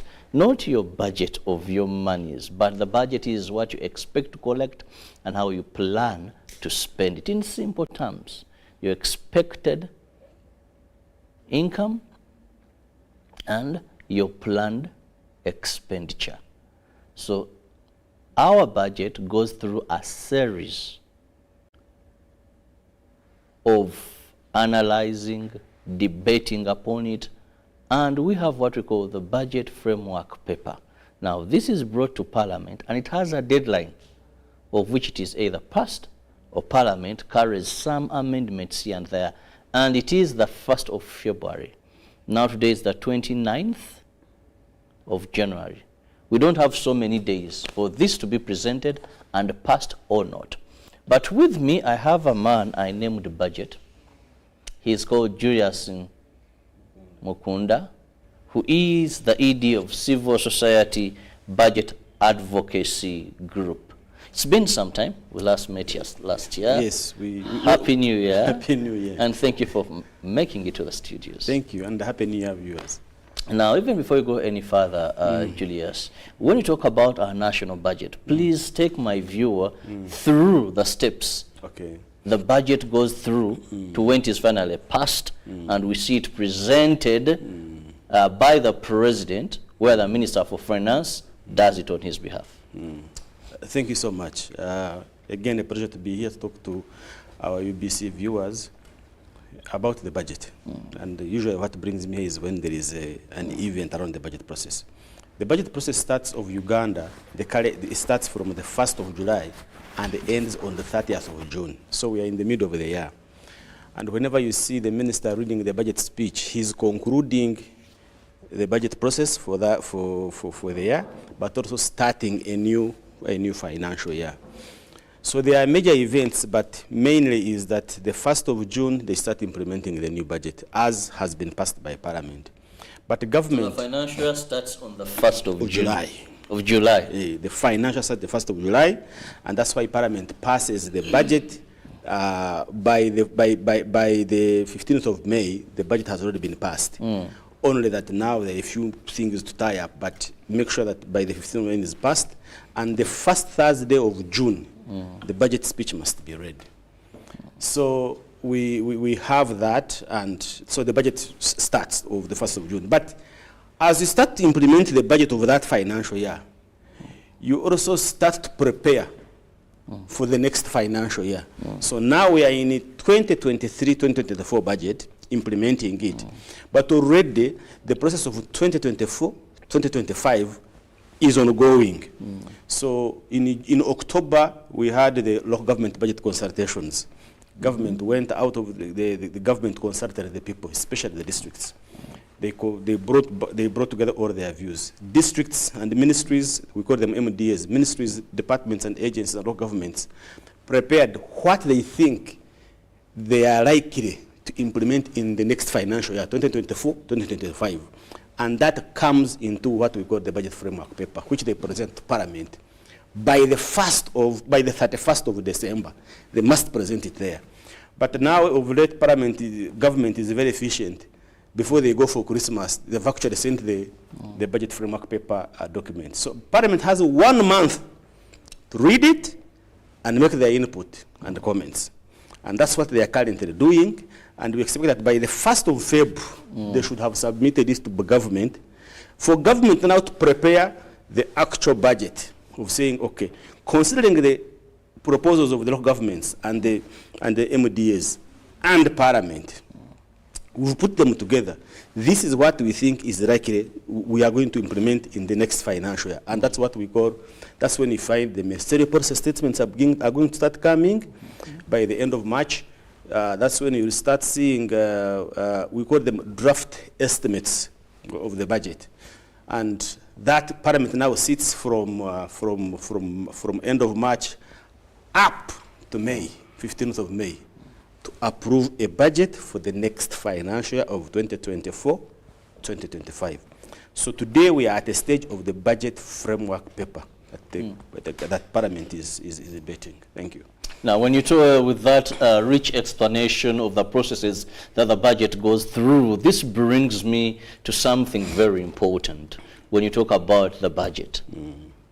Recently, we had the NAM summit in Kampala. Yes. We had the G77 plus China. But there is one unifying factor that these countries had. They are all choking on public debt. You know?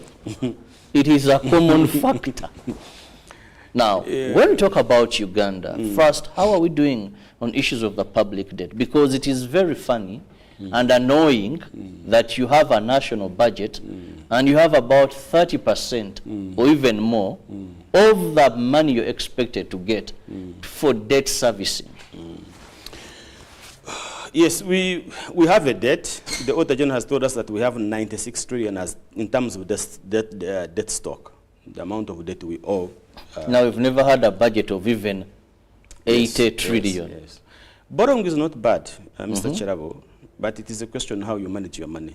And it's even at a personal level. If a bank gives you 10 million, me and you, they give us 5, you find that you are likely actually to do better than me, simply because of how you have utilized the money. And that also comes to governments, that when we get debt, how do we use it? Now, the government of Uganda has got a 96.6 trillion debt. And I mean, if you go around, you can be able to see that probably, I mean, you can actually see what debt has done. But, and our question actually was saying that probably we should have done better than what we have done. One thing we need to understand is that debt has got two components. There is the external debt and the domestic debt. External debt, usually we call it concessional. It means that it comes in cheap, not cheap, but affordable. That you have a grace period of like 10 years not to start paying, but also you can pay that debt in the next 40 years and above. That is internal? That is external. External, yes. And that interest usually ranges from 0.5 to 3%. But even there we have concessional and non-concessional. So that's the second one in debt. There is the non-concessional. Non-concessional, we call it commercial debt. And commercial debt can actually be domestic, also can also be external. So you find that, these commercial debts are very expensive. Yes. That you find that you can actually borrow at around 17% interest. You have a grace period of 1 year, and you must supposed to pay it within the next 5 years. So even before you complete the project, you might find that you are supposed to start paying back, and yet it is the project that's supposed to generate revenue to pay back the debt.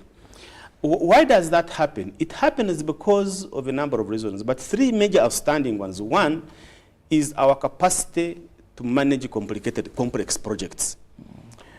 If you don't have a competent team to do that, then you are likely to begin causing problems. And you can already see the Simba hydropower, how many times has been extended because of some defaults in it, because of the team probably was not very well equipped. You can also see in terms of you have a road that takes, instead of constructing it in 5 years, you have 20 years to finish it. So the capacity. The second one is, it's sort of like you rush to get the money when you're not prepared to execute it. And we have seen the Auditor General actually talking about a number of projects. But the best example I can give you is you have projects that have stalled. You have Kampala Ginger Express. We got the money 4 years ago from Uganda Development Bank. We have not even utilized a single coin. We have the Kampala Metropolitan project funded by the World Bank. We signed in March the loan, but we still have potholes in this country. Part of that money was actually to deal with roads in Kampala City Council. So you have the Busega Mpigi Express Highway 5 years ago, but up to now, I think maybe only 15% of that project has been done. That is money we borrowed, signed off, but we have not utilized it. And we also pay commitment fees on that amount of So the debt, the last one I think for me is the behavior of Parliament also to contributes to that. Because as the gatekeeper, Parliament should be able to say, this agency first bring the projects you are running before we approve a new loan. And then each agency brings, if you have an agency that has got non-functional projects that have on borrowed money, you shouldn't be giving that. And I think that Parliament needs to have a more stringent role and gatekeeping so that we can close this particular project. So like you said from the beginning, the impact of debt on us is beginning to bite. In the next financial year, out of 52 trillion we are budgeting for, only 21 trillion is available for us to spend on Uganda. The rest is all packed in debt servicing. Debt rollover, amortization, interest rates, capitalizing Bank of Uganda, paying Bank of Uganda debt, all that. The rest is there. So we have less money to spend on ourselves. That is almost 50% of our budget. Yes, that's almost 50% of the budget. It goes on debt servicing. But the impact is in 3 dimensions. One is that if you have paying so much on debt and less available, your inability to deal with risks is constrained. So if we get any problem, an emergency, it becomes difficult to deal with that. The second one is you have less money to pump into your economy to revamp it, create jobs, create build infrastructure, build roads and schools and all that. You don't have it. But lastly is that we pride ourselves as a private sector-led economy. But you will find out that more than 45% of the debt we have is domestic, which means that a lot of money was sucked into our economy for government, and less has been left for private sector to develop. There is no private sector, no country in the world has developed without a private sector being part of it. And a vibrant one. A vibrant one. And no private sector can develop when you have interest rates above 10%. Because it is every company on planet Earth will develop because of acquiring debt and utilizing it properly. So if you're going to acquire credit and it is very expensive, then you're going to spend on it and you'll never develop. Because these institutions would prefer to lend government. Of course, if I was a bank, I would not give Chirabo money because one, you don't have an address. Number two, you are likely to jump out and go back to Kenya or Tanzania, wherever. Number three, actually, you can actually take money from me and even sue me for having given you money. It can also, it happens. I give you money, you even sue me. Why did you give money? We have seen the Chigundu case. We have these cases in the court. Somebody says you should not have given me money because I didn't borrow from you. I borrowed from Uganda. Now you Kenya. How do you come in? So you have there is a fear among the financial institutions also to take a risk because every business has got a risk. Yes. So you rather deal with the government that has nowhere to go. It will still give you the money. If it doesn't, its credit rating will go down. Then actually, the new system now is that if you have my money and I'm a company and you're not paying me, I wait for your asset. I can attach your asset.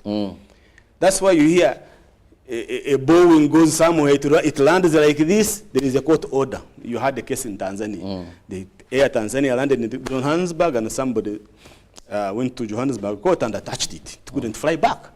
So now you see what at that particular level. So you want now to say, okay, if I have this problem of debt, how do I solve it? And one of them is definitely to say, let me clean my house. That's important, because borrowing is, like you said from the beginning, is that most countries really need resources. And yesterday evening, a friend of mine was telling me, Julius, there is a saying that a mouse died on cheese because it thought it was free. And that's a debt trap. You will find yourself borrowing over and over and over again. But you need to first reflect and say, okay, now I'm borrowing for what? And can I prepare myself to ensure that when I'm going to borrow, I'm prepared to execute this project on time, but also on budget. That's the most important part.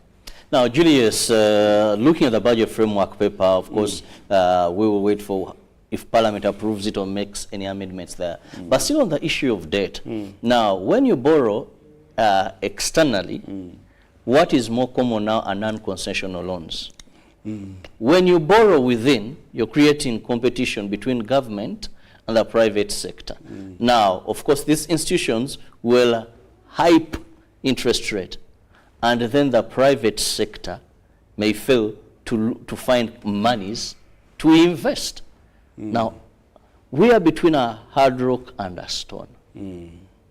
And believe you me, this is reality. Today people will tell you there is less cash in the economy.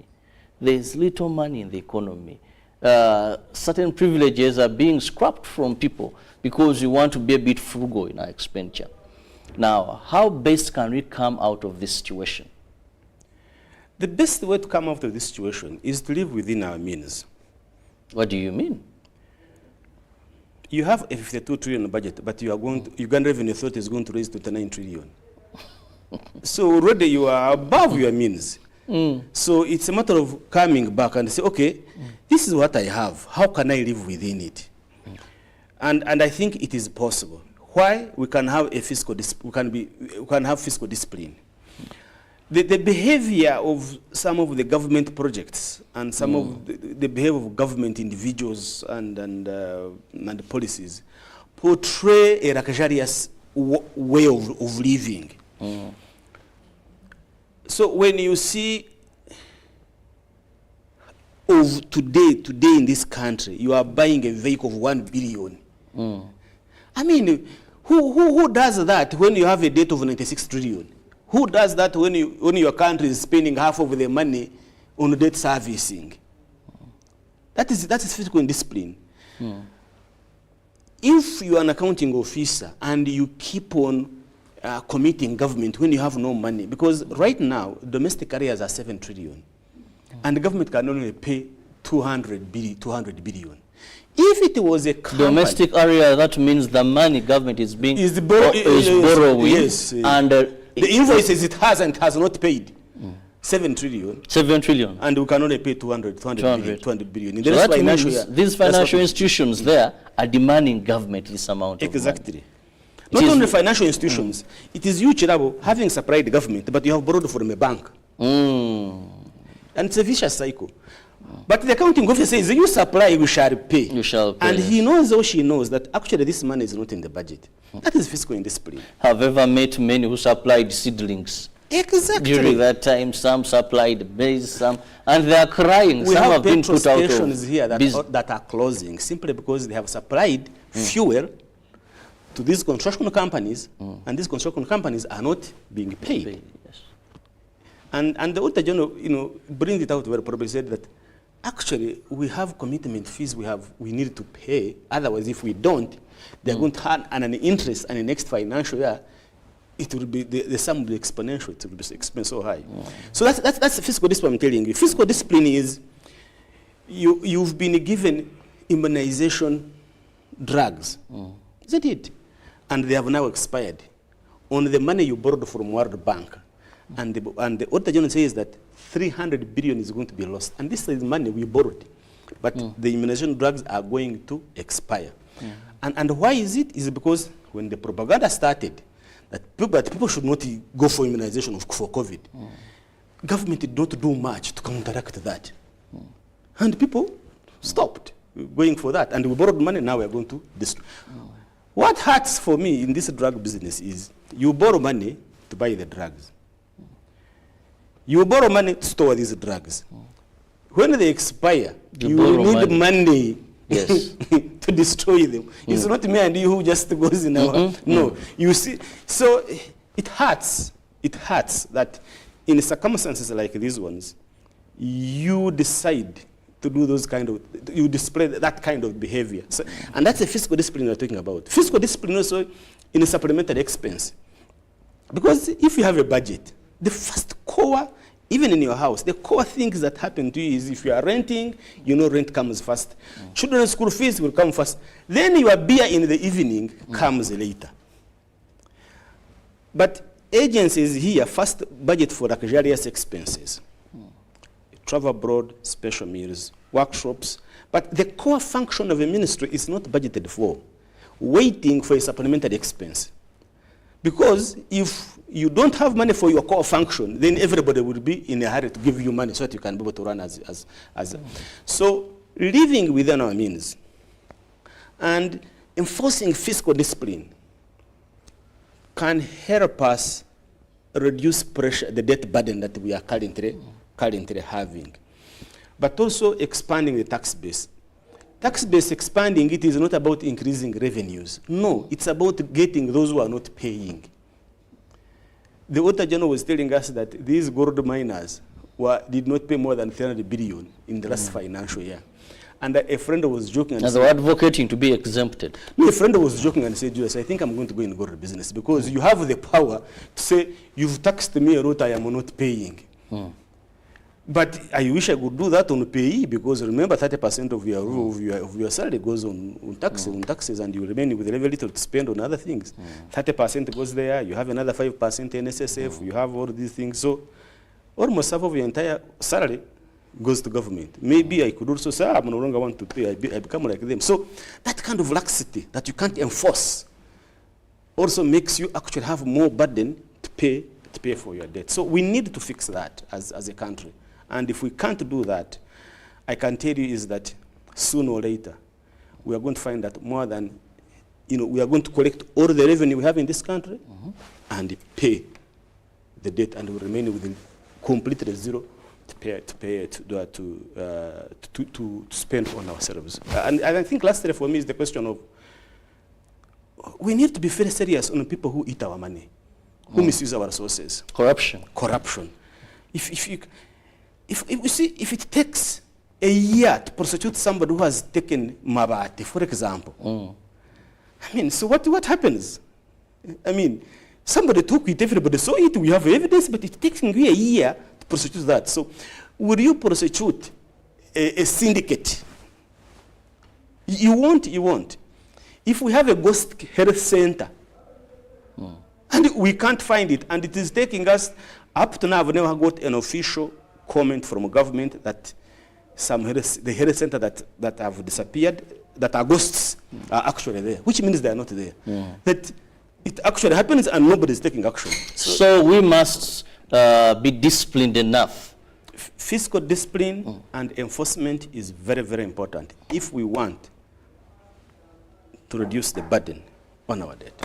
Well, we are still looking at the budget framework paper. We were discussing issues regarding the debt burden that we are having as a country and, of course, how much it takes of our budget. How best can we move forward to ensure that much that is collected goes to service delivery?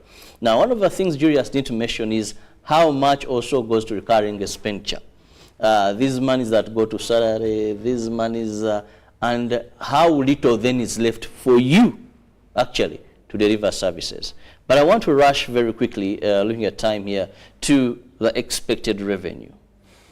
We are always told our GDP growth, how Honorable Mr. Atia Kasaija says we are now at a takeover. If it wasn't COVID-19, we'll have already reached there. We are told how against all odds, we've been able to steadily move forward. Yeah. Now, URA every year increases what it's going to collect domestically.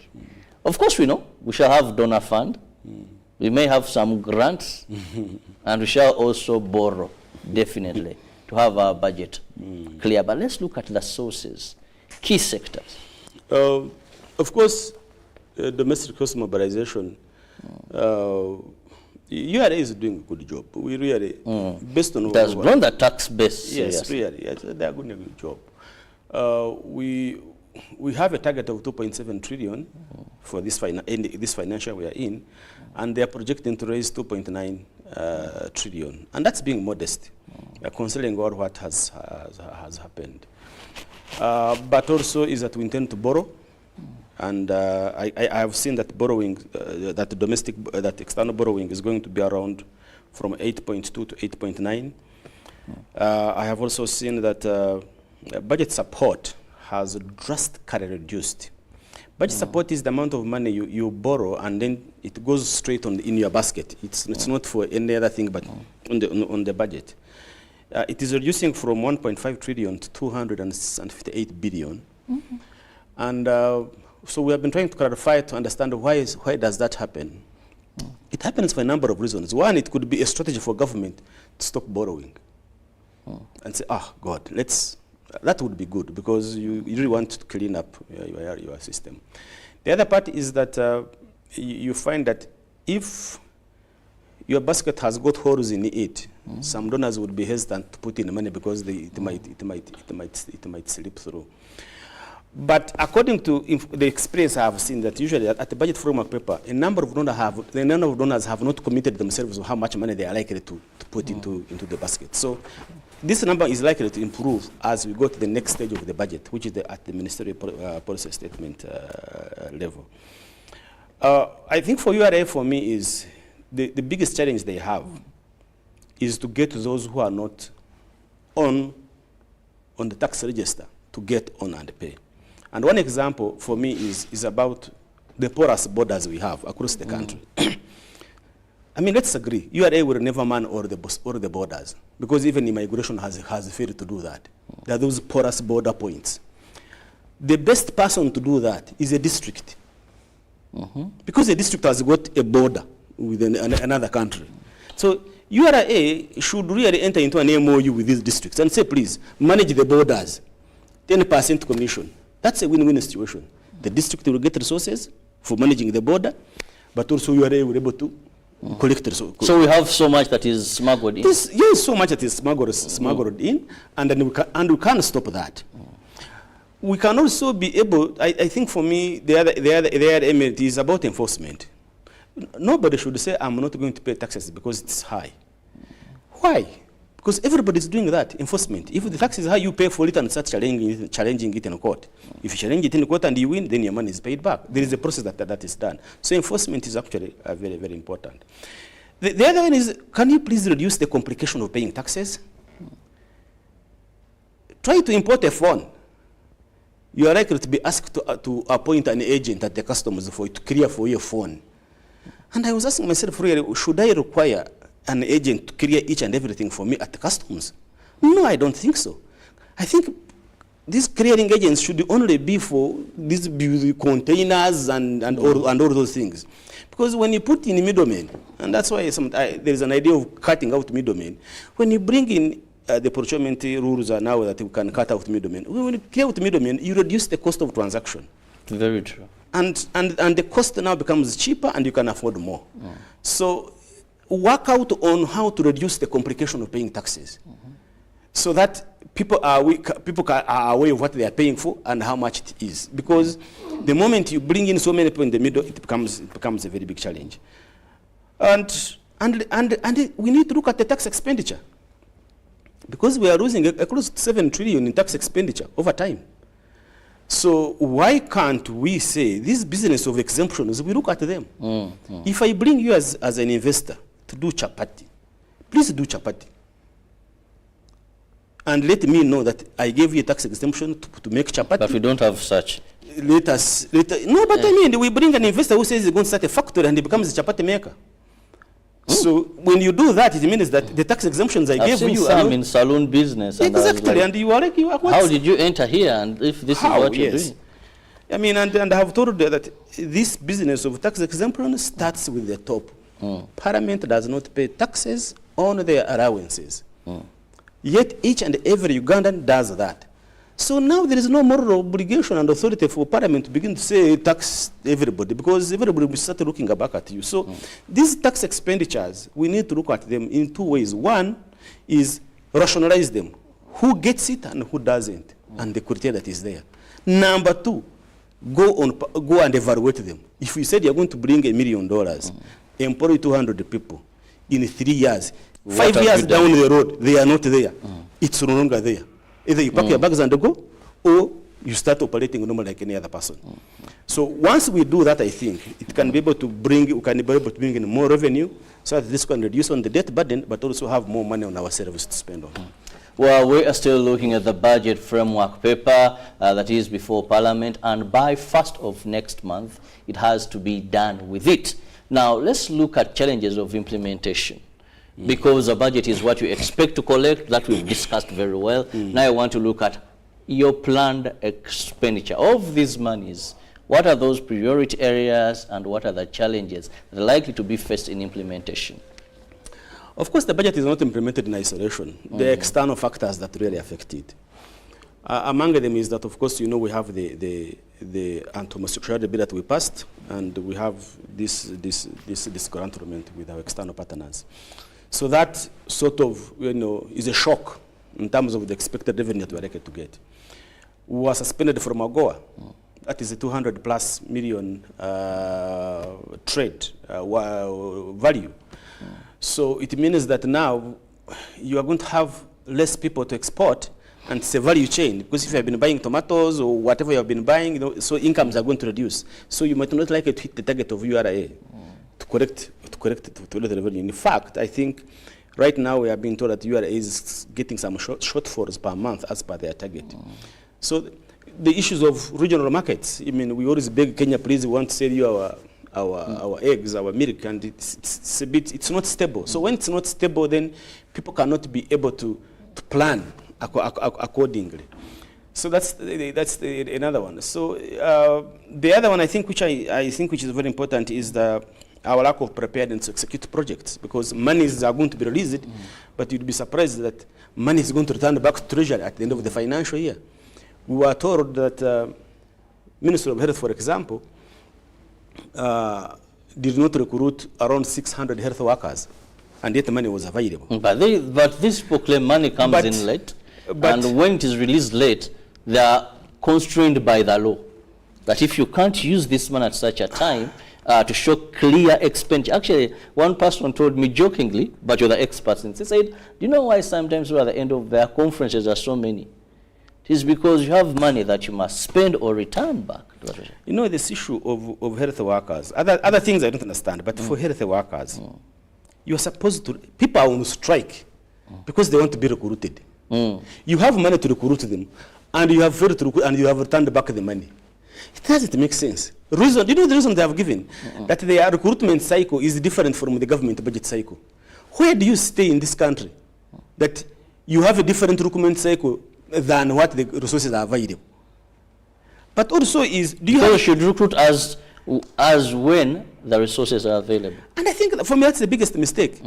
There is a person who talked to me on how to improve absorption. He said, look, I know money is likely to be late, but that does not stop me from starting my procurement process. I will start a procurement process of construction of a road. When it reaches on signing the contract, I will put it on my desk until money hits the account. So when money hits the account, I sign off.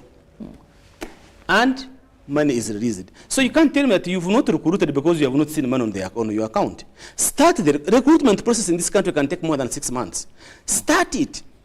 When money arrives, then you write. But you also need money to start the recruitment. And you need 5 billion, like, you see, that's my point. Everything has been monetarized. Who are you going to bring to look at this without allowances, without paying them money for this, conducting these interviews and all that? That's why I'm advocating that the Health Service Commission, Education Service Commission, Public Service Commission, all of them should be bundled together because there is a high level of inefficiency.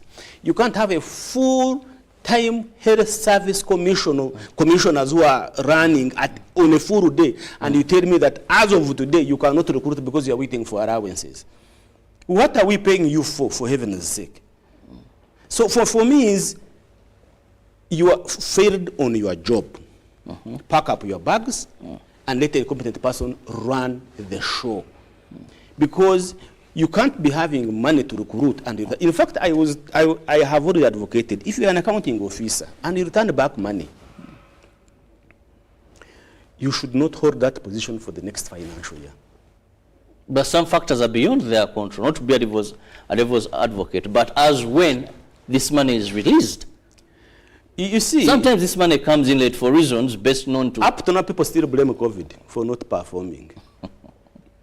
And then you ask yourself, how come your counterpart is performing? It's about the environment, on how it's about you on how you handle the job that has been given to you.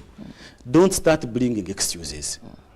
Because if you really wanted to implement a project and you know that money is likely to come late, what is your plan B?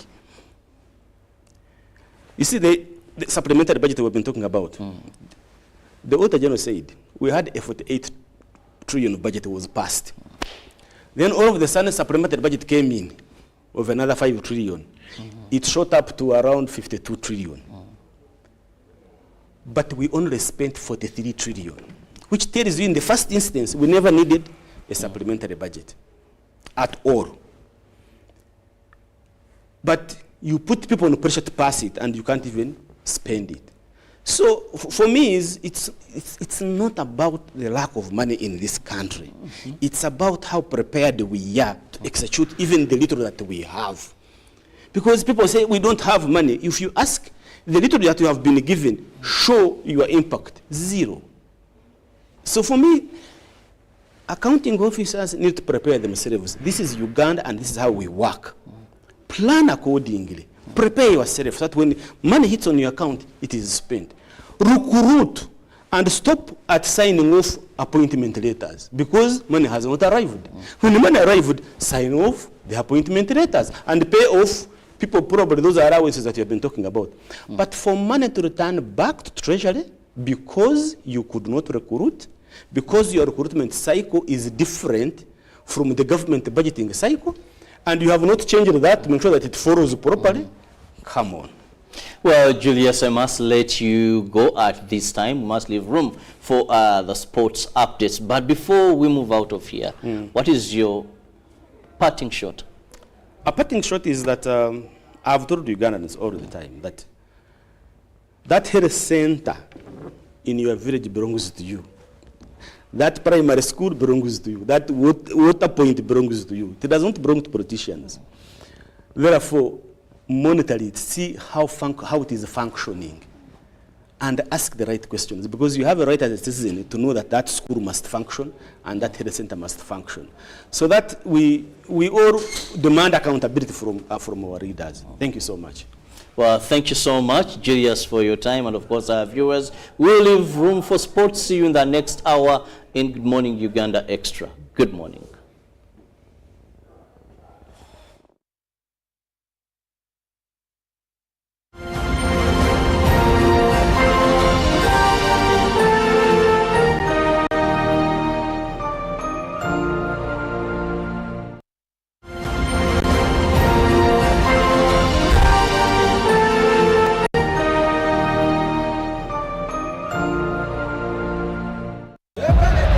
Welcome everyone to the biggest game on the continent. And you have to, you've got to just seize those moments and enjoy them as much as you possibly can.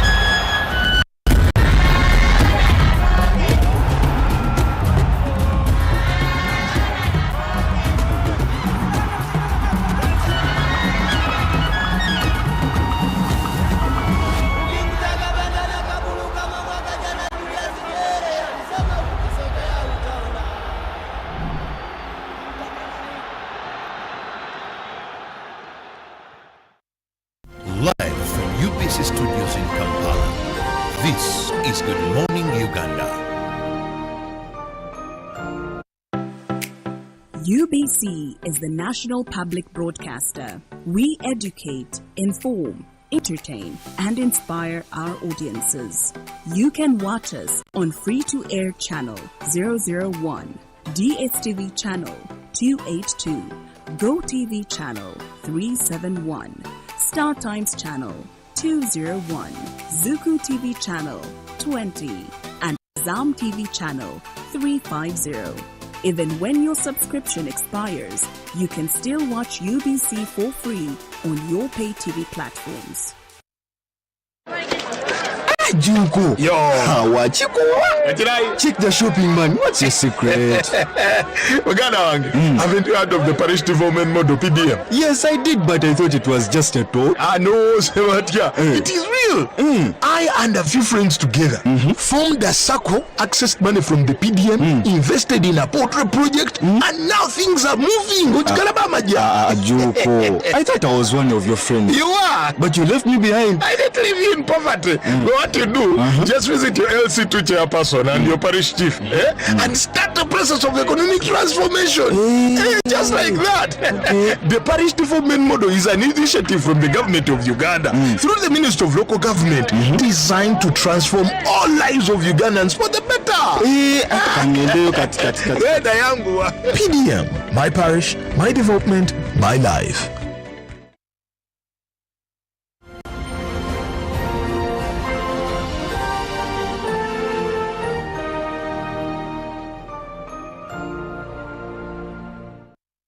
Well, Jürgen, we're here because you have an important message to deliver to our supporters. Would you like to tell them what that is? Yeah, I have to.